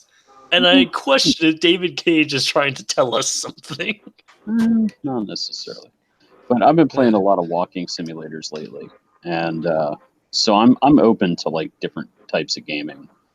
It doesn't all have to be tests, but if I'm going to be playing any kind of game for like a really long time, I gotta be who I want to be. I'm ruined. Yeah, it's like I've been trying to play Metro Exodus because I've heard good things about it, but I literally just can't. I can't. It's like this person is not the character that I wanted to be. I cannot be this person because this person is not me. Fuck off. And I just turn it off. Before we went on the air, I was saying I've been playing another Bethesda game called Cthulhu Dark Corners of the Earth. Yeah. And I mean, it's a very cool game, and I'm enjoying it, especially the atmosphere. But man, the character you play is just like, dude, you need to put the pieces together, bro. He just doesn't get it. I'm like, we're 3 chapters in, and you haven't figured out what's going on yet. It's not just because I've read everything that Lovecraft ever wrote. I mean, come on. Yeah. Something's strange in this town. Oh, you think? Something strange is going on. Why do these people look like they're half fish? That's exactly right. I mean, I will admit, the only game that I currently seem to be able to get into that doesn't have character creation is another Bethesda game, and that's Doom. And I can't wait for Doom Eternal, because... But Eternal to me, would. I don't play that for... story. You just play it to kill demons. It's literally I'm walking around kicking the shit out of everything that I see, and that is really enjoyable. That being said, the story in Doom Eternal is actually kind of cool. Ed, have you tried Warframe? Ed, have you tried Warframe? Did you know Empyrean is coming out this year, so you'll get to fly spaceships? Oh my gosh. It's so Warhammer. Good. I have no interest in Warhammer, though. Michael, Grendel and Gauss are coming out. No, not Warhammer. Warframe. Michael, fucking Fat Frame is coming out. I'm so happy. Hey! But whoa, isn't Warframe part of the Warhammer universe? No, it's not at all. No, it's completely different. Of something different. Okay. Yeah, no, Edmund. The thing with Warframe is that Warframe was initially, it was a game series that Digital Extremes wanted to get off the ground back in like 2007, and unfortunately, this was 2007, where if your sci-fi game did not have Halo or Star Wars in the name, you were not going to get it off the ground. Yeah. So Digital Extremes decided, fine, we'll make our own publishing company with blackjack and hookers, and thus published their own game and made it free. All right. So Raphael showed up. Free. Hey, Raphael. Hey. And so Raphael's before, and so I figure if he's got some questions to ask, you can either PM them to me, or if you've got your mic working, you can ask them outright. I grabbed a beer because I'm excited. So, okay, just before we move on, did you say Warframe is free? Yes. Warframe is free, and it's one of the best video games out today. And I can get it on the Xbox? Yes. Okay, then you have convinced me. Let me put it this way. The meme I thought for Warframe tonight was literally everybody. People don't want deep lore. Warframe, hold my space, babies. Wait, what? You gotta join. Warframe. You gotta join the Hortator Guild. Yeah, Edmund, allow me to explain. The best way to describe yourself in Warframe... No spoilers. No, I'm not going to spoil anything. I'm going to use the meme name people have used for years. Oh, God. In Warframe, you're a cyborg ninja space wizard. That's legit. That's cool. That's cool. It's really good. It's so fun. All right. It's real good. So I'm going to turn us back to Elder Scrolls here. Yeah. All right. Yeah, apologies.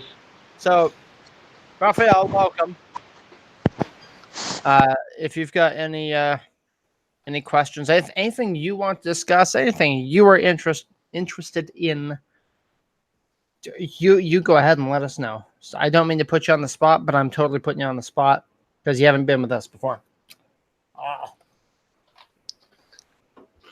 Chicken. Looks good. Mm-hmm. I honestly thought it was a kebab. No.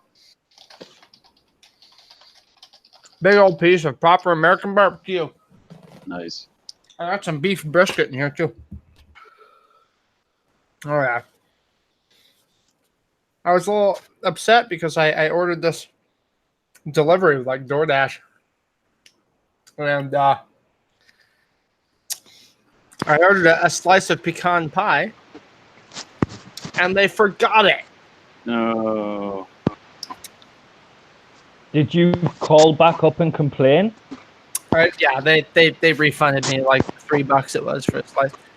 I was going to say, like, at least do something about it. I mean, I know you're from America and all that, but embrace the good old British tradition of complaining about shit, man. Yeah. And then I realized after I did the thing about that my son's drink didn't come either. So I was gonna do that on top of it, but it was like, oh, you've already complained with this meal. It's like, well, okay, all right. Seriously? You're only allowed to complain once? My God, what kind of society do you people live in? Yes, I'd like to speak to a manager. Yeah, I want, as a good British complainer, I want to speak to Donald Trump and get him to use his executive powers to make sure that people are free to complain as much as they fucking want. It's a basic human right, the ability to complain, and people should exercise it more. I like You're it. allowed to exercise it. That doesn't mean the company has to listen to you. Raphael, are you there? That's true. Raphael, if your microphone is not working, you can type in the Google chat, and we should be able to read it. I'll just give him a second to figure it out. What's something I want to talk about? Here? Yeah, we can hear There it. he is. What's up, man? Can you hear us? We did hear you. Huh? Is my... Yes. Yeah. Yeah, your microphone is working. Alright. Cool. Did you have anything that you wanted to talk about? Anything you're wondering about, any question you got? There are no dumb questions. I promise. So don't feel bad about asking anything.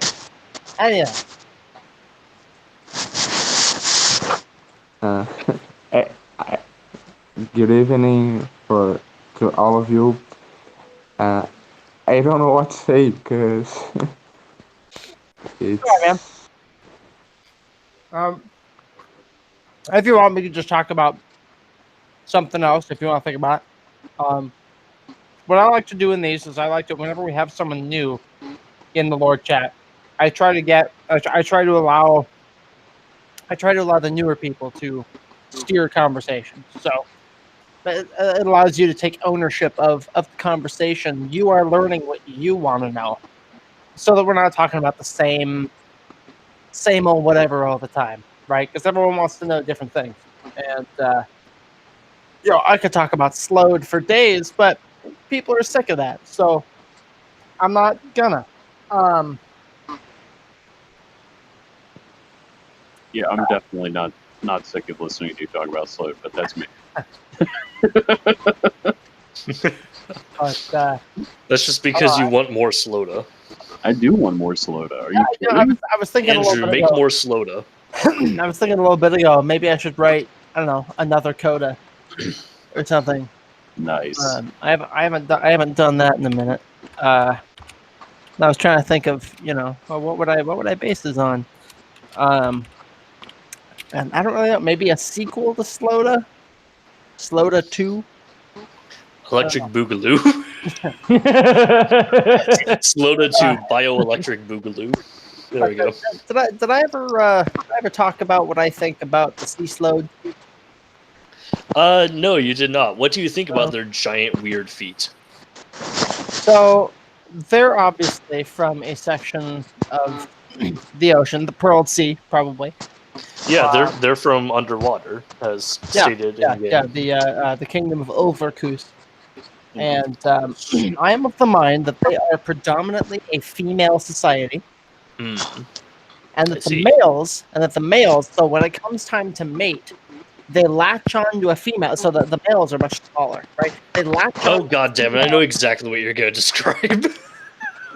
And the female slowly absorbs the nutrients from the male, and it becomes basically a little withering attachment. So you're saying they're anglerfish. But its gonads stay behind.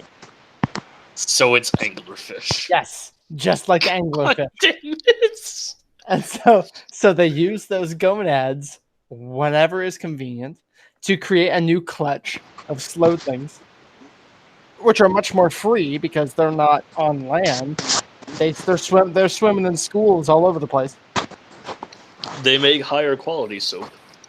Yeah, because they're like free range chicken. Except they're free range babies. I just want to repeat that sea Sload are like free range chickens. Somebody needs to make a meme about this. That's magnificent. Free range chicken. That's fantastic. That might be the best lore I've heard all day.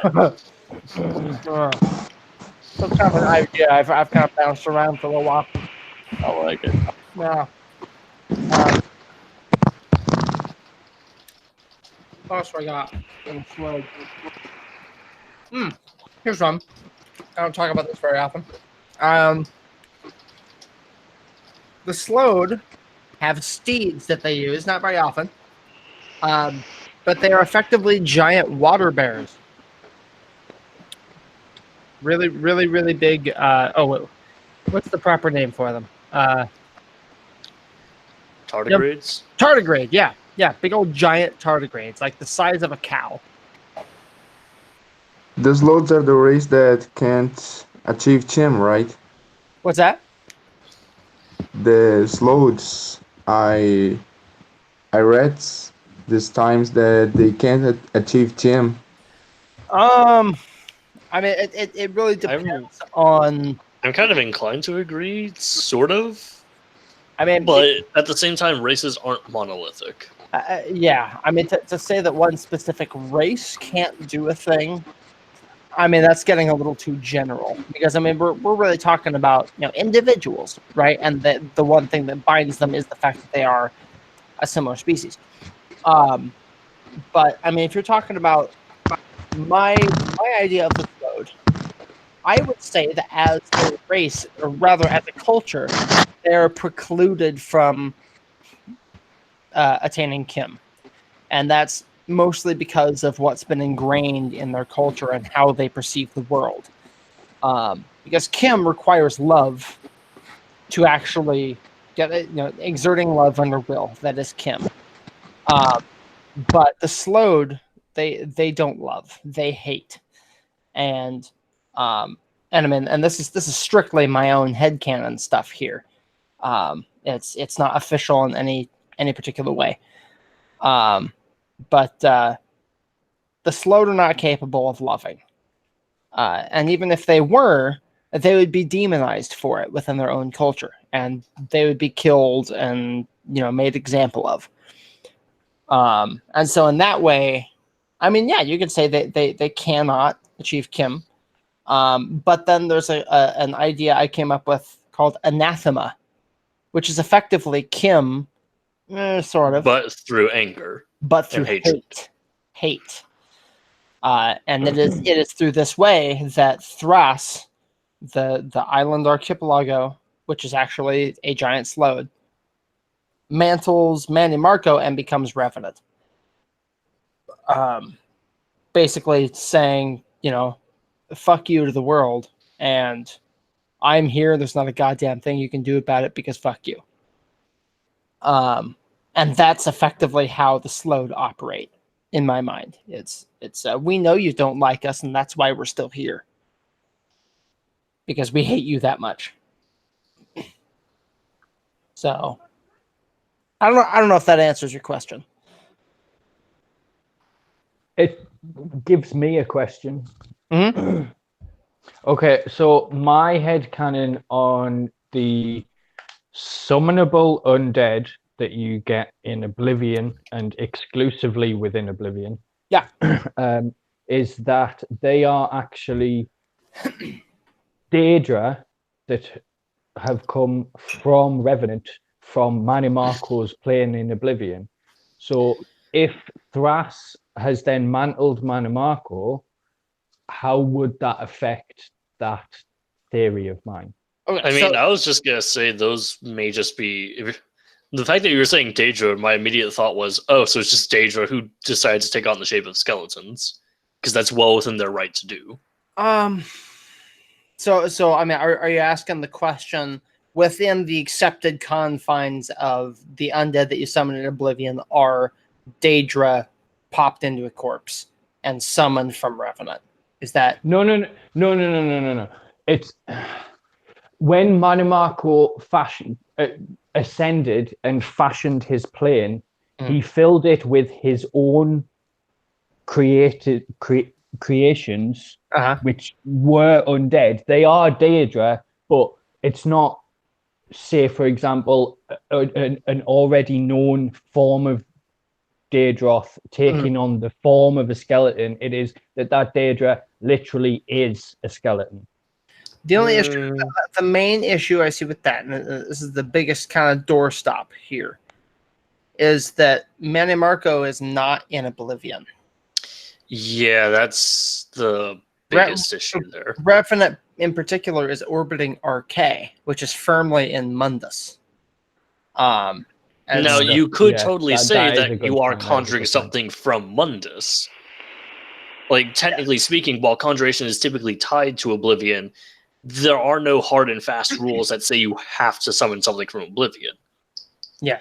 I mean, personally, I think It's just that in this case, it wouldn't be a Daedra that you're summoning. Yeah. I mean, I think the undead that you're summoning in Oblivion, the fact that you summon them, I think that's more a game mechanic thing than. Oh yeah. I mean, it totally is. I've just tried.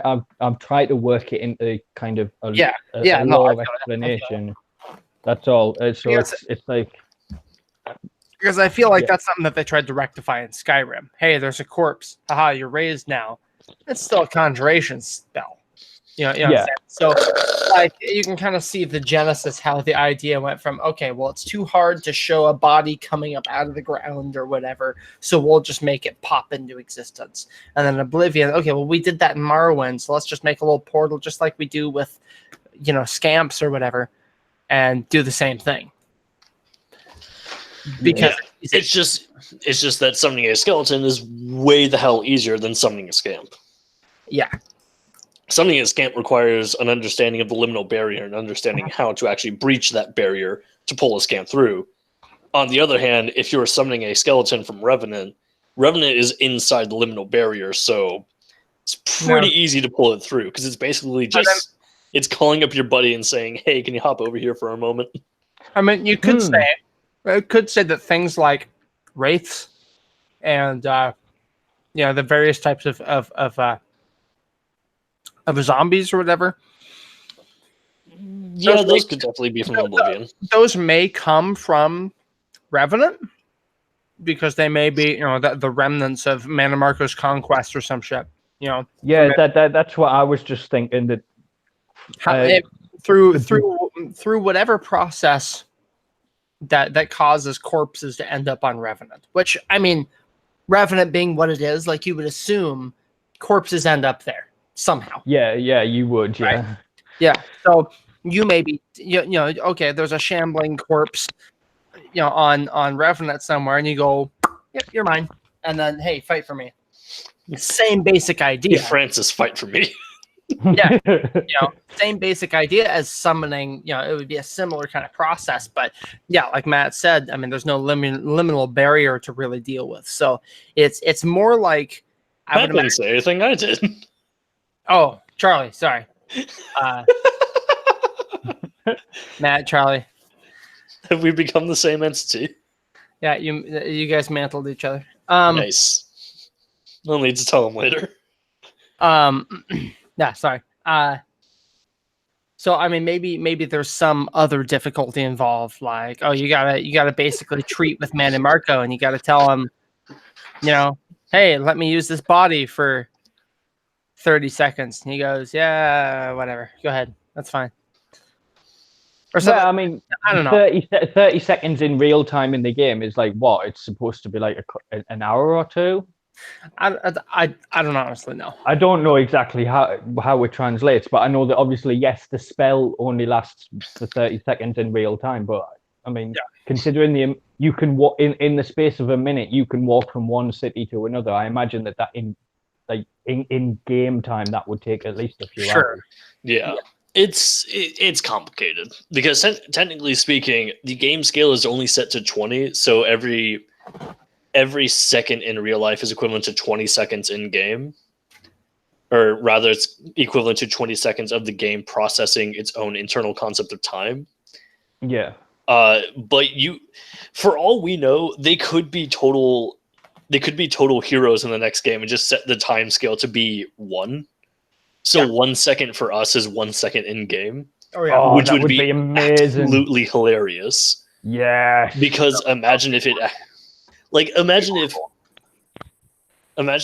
at that moment it suddenly becomes like Pokemon, so the game will actually also recognize what time it currently is on your computer.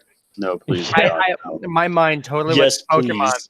I didn't think the conversation would actually go there, but I was thinking about when I was like 10 playing Pokemon Gold and how that was the neatest fucking thing.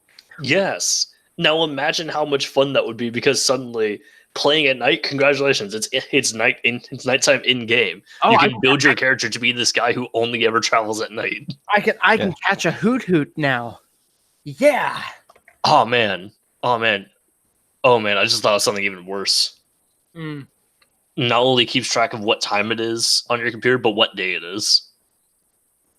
So 1 day out here is equivalent to 1 day in game. So even if you like save your game and return to it, that's Fallout 76. I mean, yeah.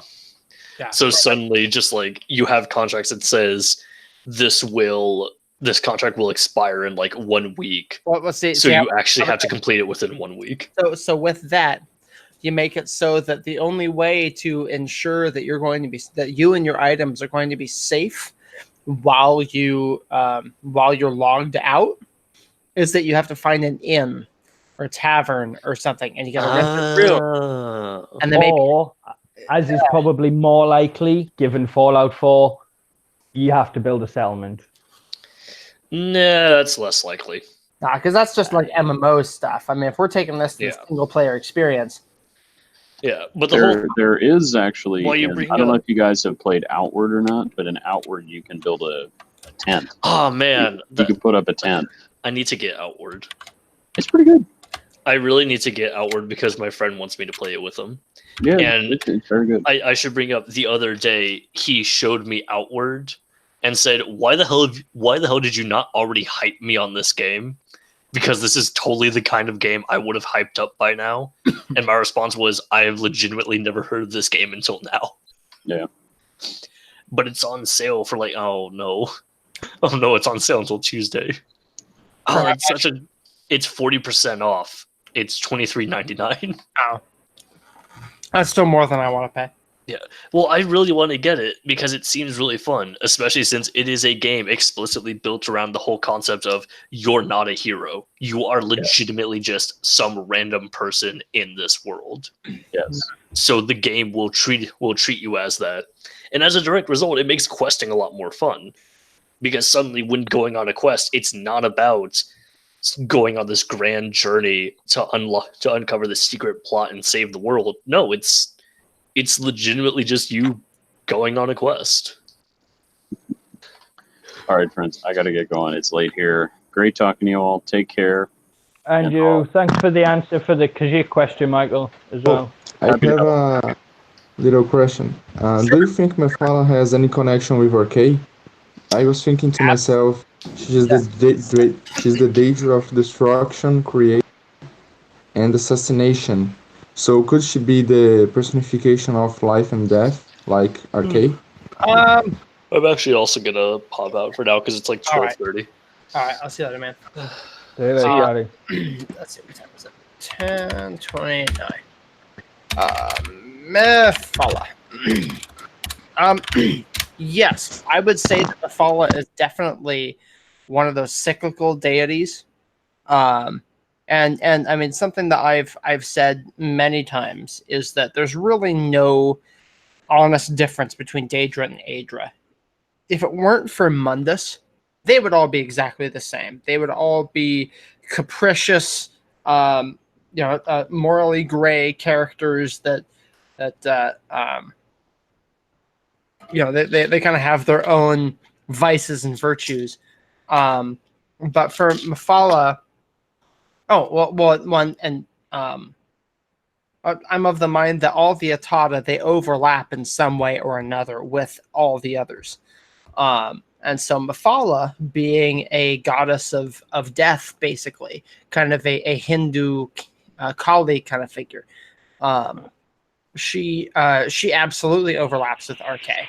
And the fact that Arkay is about literally life and birth, or birth and death, and Mephala is about the tantric sex and assassination. So she's almost more like the cause of death and the cause of birth, whereas Arkay is like the death itself and the life itself and the cycle that causes. Right? I like that. It kind of makes me think like Arkay is Discworld death. He turns up because you have died. He doesn't turn up to kill you. He turns up because you are going to die. Yeah. He literally, he doesn't care how you died, why you died, where you died, when you died. Yep. All he gives a shit about is the fact that you died. Yeah. And there was a project I was working on. I haven't worked on it in a while, where I was taking all the princes. I wasn't doing the Adra really. But I was taking all the princes and I was pointing out how they all interact with each other and how they overlap in their spheres. Let me see if I can pull it up here. If I can put it up on the screen so you can see it. Let's see. Yeah, I mean, I suppose one of the easiest kind of overlaps that there is to notice, I would say, is Periite and Namira.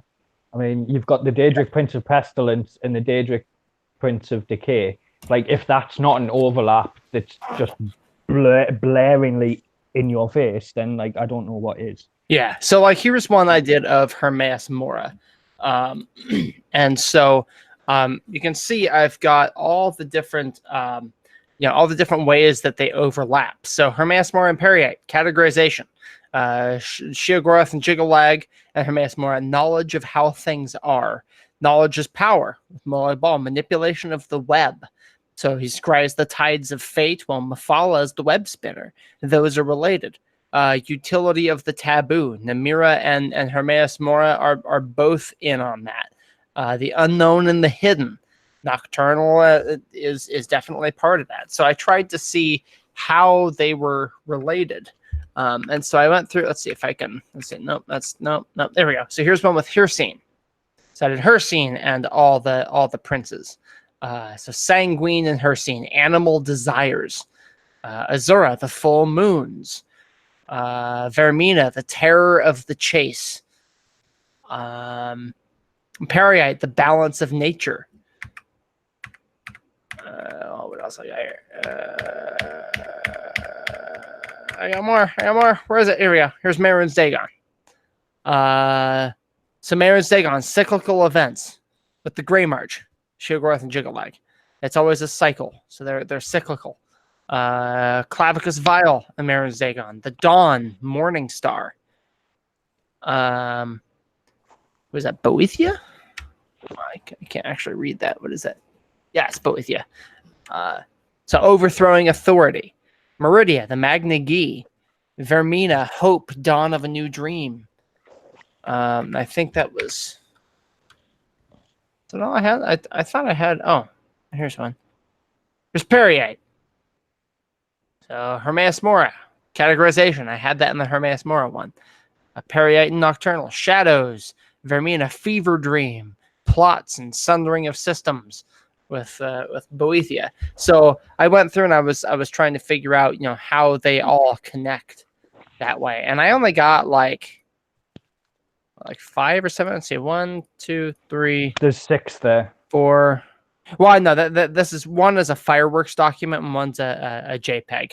Right, okay. I think I tried sending these over Facebook Messenger, and you couldn't see the text because it's a transparent background, whereas the JPEG has a white background. So there's 1, 2, 3, 4. Did I do another one? 5. Here's Clavicus Vile. So I've only done 5 of them. Hey, Tiffany. Hey. Hey, Tiffany. I also tried showing how it would look visually. So if I overlapped them all, and I tried that, and I was like, no, there are way too many problems here. I can't possibly fit Malakath with a Periite, because there's some, or Namira, because there's some link there that I can't think of right now. I think literally the only way that you could get that image to work is if you just stack them all one on top of each other. Which is what I like. They're all connected to each other. Yeah, see? Yeah, that's the perfect image. It's like they literally all overlap with each other. Just yeah. They're all the same. It's just a different face on the same fucking thing. Yeah. So I mean, I tried a couple different times, and I thought, okay, no, I have to do this in multiple different images because if you look at this, it doesn't make any goddamn sense. So so I need to like point out, okay, why do they overlap? What are those overlaps? So let's yeah. Oh, there we go. So there's that. So I talked about the wine I was drinking, but now that I'm drinking a beer, I should talk about that too. I'm drinking a mead honey lager from Big Barn Brewing Company, which is here in my hometown of Spokane, Washington. I'm pretty sure. Let's see. Oh, wait, it's really dark here. Oh, Mead, Washington. That's a couple miles north. And I might get a whole lot of honey on it, but I mean it's not bad. You're proper into your kind of like connoisseur beers, whereas I'm sitting here just drinking. Well, if I had any money, I'd be sitting here just drinking typical shop bought stuff.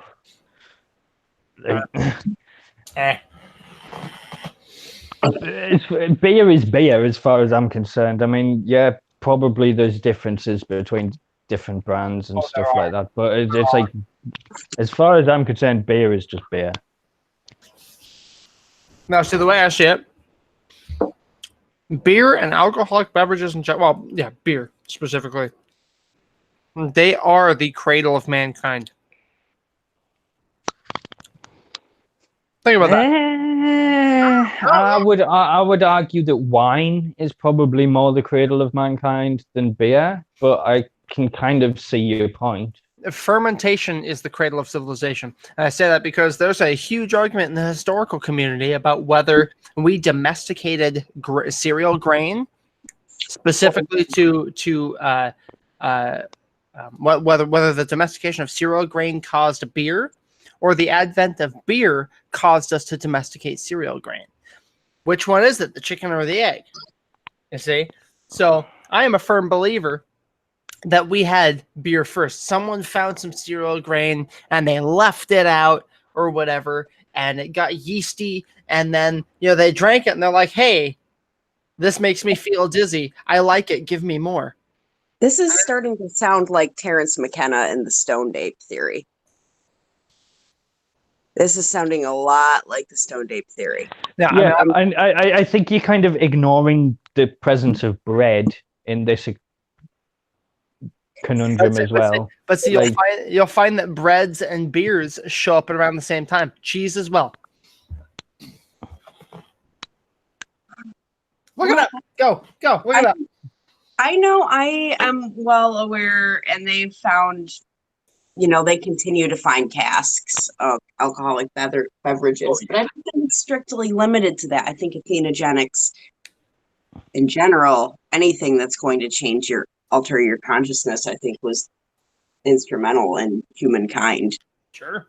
Yeah. So it is my thought that enjoying a nice can of beer, this is the most human thing you can do, aside from sitting around fires and telling stories. Which, what are we doing right now?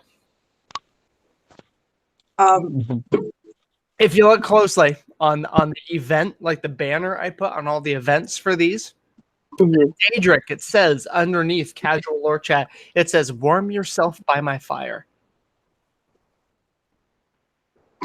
I've noticed the Daedric, but I've never bothered to translate it. So yep, that's interesting. Warm yourself by my fire. So I like that. I mean, fireside.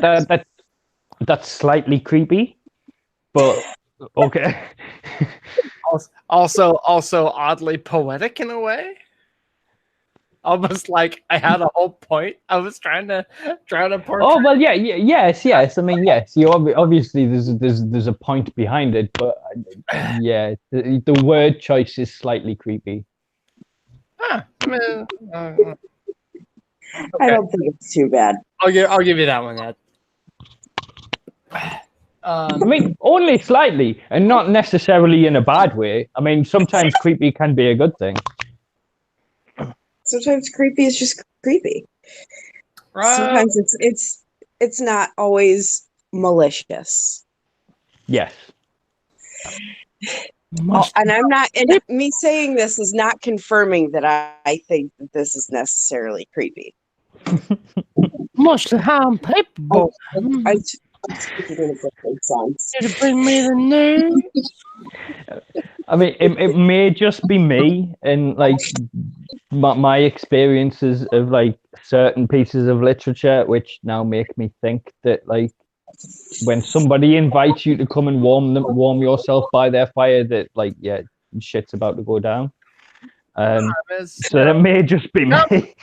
Come, help yourself to our fire and to our food. You're welcome. Yes, but Andrew, come on.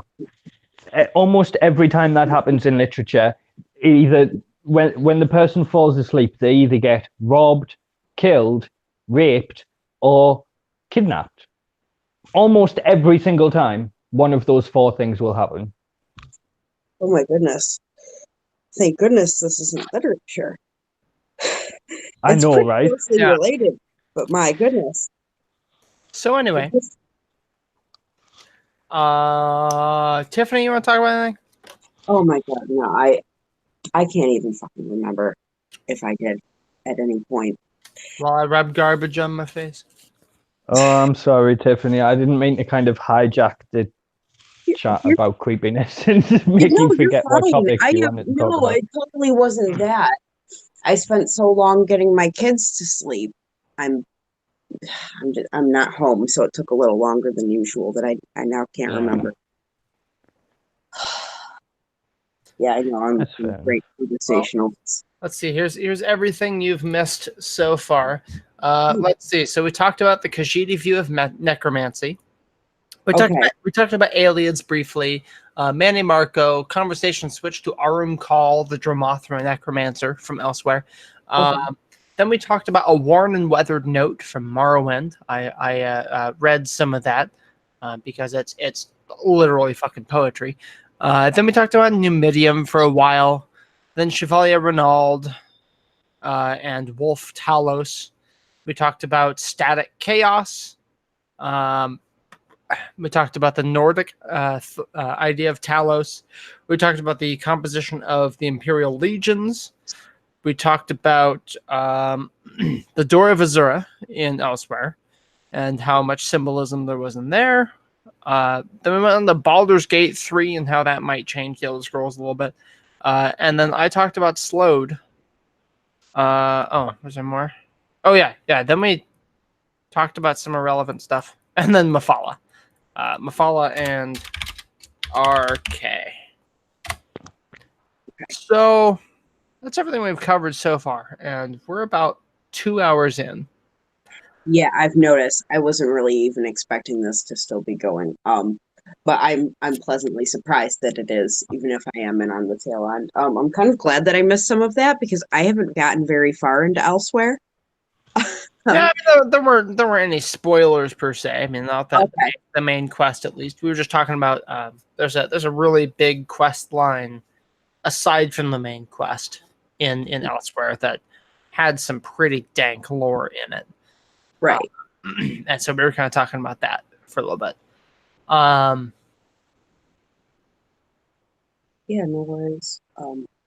What I would consider a spoiler is probably vastly different than a lot of people's, but I guess that would probably be the same with a lot of you guys too. Yeah, I mean, I always figure like if it's relevant to the main story that they're trying to present, then okay, I would consider that a spoiler. But if it's hey, here's a new feature, here's some new content, here's an NPC unrelated to the main story, hit me, dude. Like I want to see that. Oh yeah, for sure. So, you know, oh, there are terror birds in elsewhere. Oh my god. Giant fucking cannibal, or not cannibal, but Cannibalistic dodos. Yeah. carnivorous dodos. Yeah. See, and it's funny because Jonathan thought when people were talking about terror birds in zone chat, he laughed because he thought they were talking about dragons. I was like, no, you ignorant slut. Oh, no. Yeah, I love you, Jonathan. Sorry. let's see.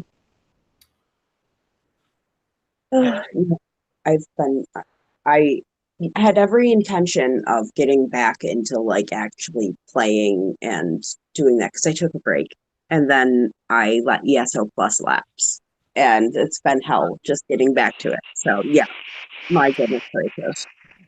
All right. So now I'm just getting started. I mean, if we don't have any more conversation that we'd like to have regarding Elder Scrolls, any questions or anything, then I may just wrap it up here. And yeah, I can watch another episode of Stranger Things. So, have you not finished the series yet? How have you not finished the series yet? For season 3? Yeah. Oh, because I'm a very busy man, Ed. Well, no, yes, you are a lot busier than I am. Even on your least busy day, you are a lot busier than I am. So, okay, fair enough. Plus, I have a child, and like I try to watch it, but then he wants to come out and watch it, and I'm like, "No, you're 7. Get out of here." And he's like, "Well, I don't want to watch it." Like, I don't care what you want to watch. I told you to leave. Go play with Legos. Shit. You can spend a lot of time with me on Minecraft, though, so that's good. Yeah, working on my city in Minecraft. Before I kill the stream, I want to show off my Minecraft city again. I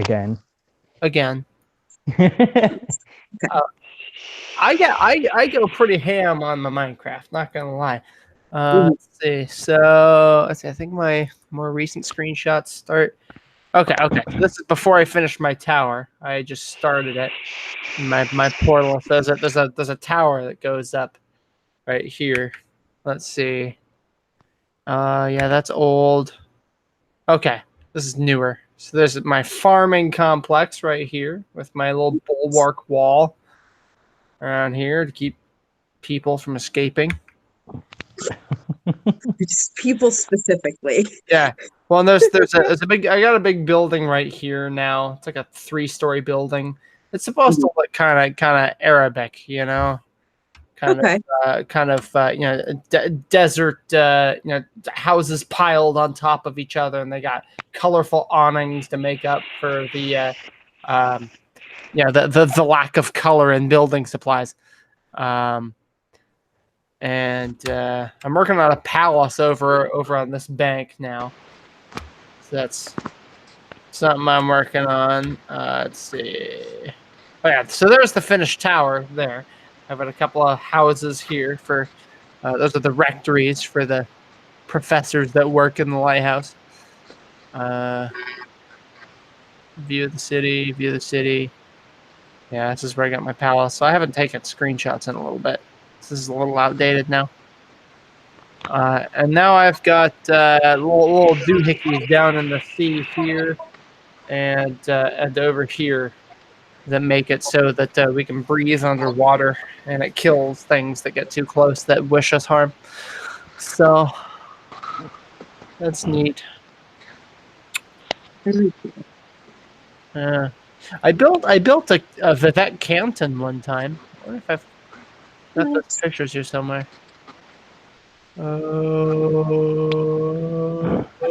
my God. And just to save time for everybody watching who isn't already aware, Andrew plays Minecraft in survival mode, by the way. Yes, I play survival. Creative is for milk babies. Milk babies. Here's an older, much more impressive. Here's an older map I did. Yes, this is also still survival. This was so I try to take an architectural theme and then I just run with it. So this is obviously kind of Chinese, Japanese sort of architecture with the curved up corners on the roof. This big ass wall that goes out. So this village is nestled up against this little mesa here, and so or plateau, and so I fortified it, put big walls around it. The wall continues. There's a tunnel that goes all the way through the mesa. I haven't played this map in a long time, but then if I put graphics enhancers on it, it ends up looking like that. Wow. Real-time shadows and realistic clouds and sunlight. Oh yeah, there's the. That's crazy. Yeah. It's a little weird to see Minecraft like that. Cool. Yeah, like nighttime. Yeah, this is also. I spent about 4 years in this map. If you couldn't tell. I saw a video recently, which was a texture replacer for Minecraft, and like it made everything look so realistic that it was like, well, then what's the point in playing Minecraft anymore? Yeah, like, literally, what is the point? Well, this makes it so that like crops and things will like wave in the wind, and you'll get like light bloom effects. It's pretty sweet. Also, if you hold a torch in your hand, it gives you a little bit of light, which is kind of nice.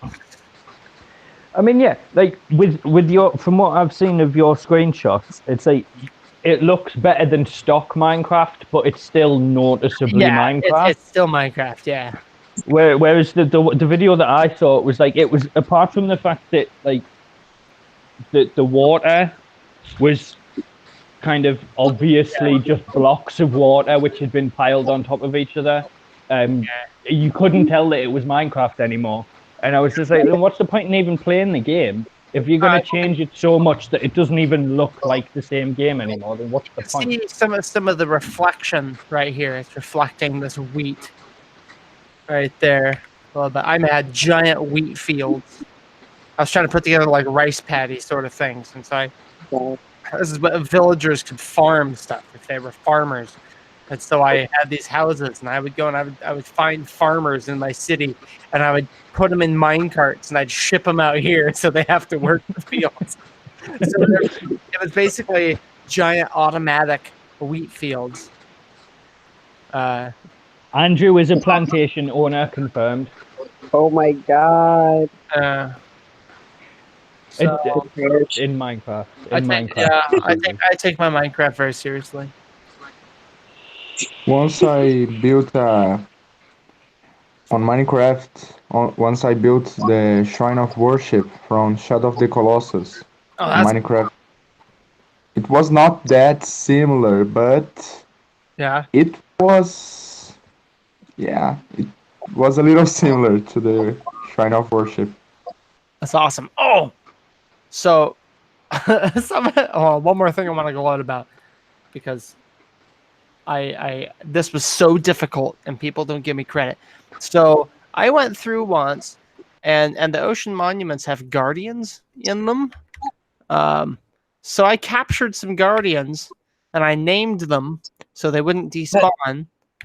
And I took them home and I put them in little fish tanks. So here's how I captured them. So I had water going into this room that I had emptied out with minecart tracks, and I'd put a minecart in there. Eventually, one of the guardians would flop around until it landed in the minecart, and I could just kind of push it along. I had to keep a stock of invisibility potions handy. I'd push it up there, and then once you get up to the top, there's a railway that goes out to a nether portal. So here's one I'm pushing out. I pushed through the nether, and then I put them in fish tanks. So I had 4 of these little bastards. It took me all day. Wow. So I had Ozymandias and Dagon, and then Grum and Shoggoth. And Those were my my guardian fish. Wow. It's like on like the third floor of my palace. Good times. So this current map I'm on, I intend to do something much bigger and crazier. I want to catch a couple of the elder guardians, and I want to put them in a zoo. Next, you're gonna tell me you're gonna try and catch the elder dragon or something. No, you can't catch that. It would destroy everything. Yeah, that's very early stage of that city. The wall isn't even finished yet. I literally grew trees to build the wall. It's the Palace of the Rising Sun. That's what I called it, because it was to the east of town. So the sun rose behind it. It was kind of majestic. Oh yeah, Nice. building the Temple of the Waxing Moon.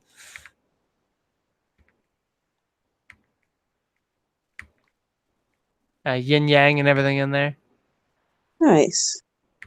I built that. Oh, it's a baby zombie with a pumpkin on his head. So that was a thing. Start the roof. Get the second layer. See, I could never really get into Minecraft. Like, I just I don't have the right mind for it, I would guess. Like, I just anything I try to build just always comes out as generic and like kind of it's basically just a box. Oh, I found boxes attached to it. I'm gonna stop the broadcast since we're not talking about scrolls anymore. Bye, internet. Bye. Hope you had fun listening to our stupid shit.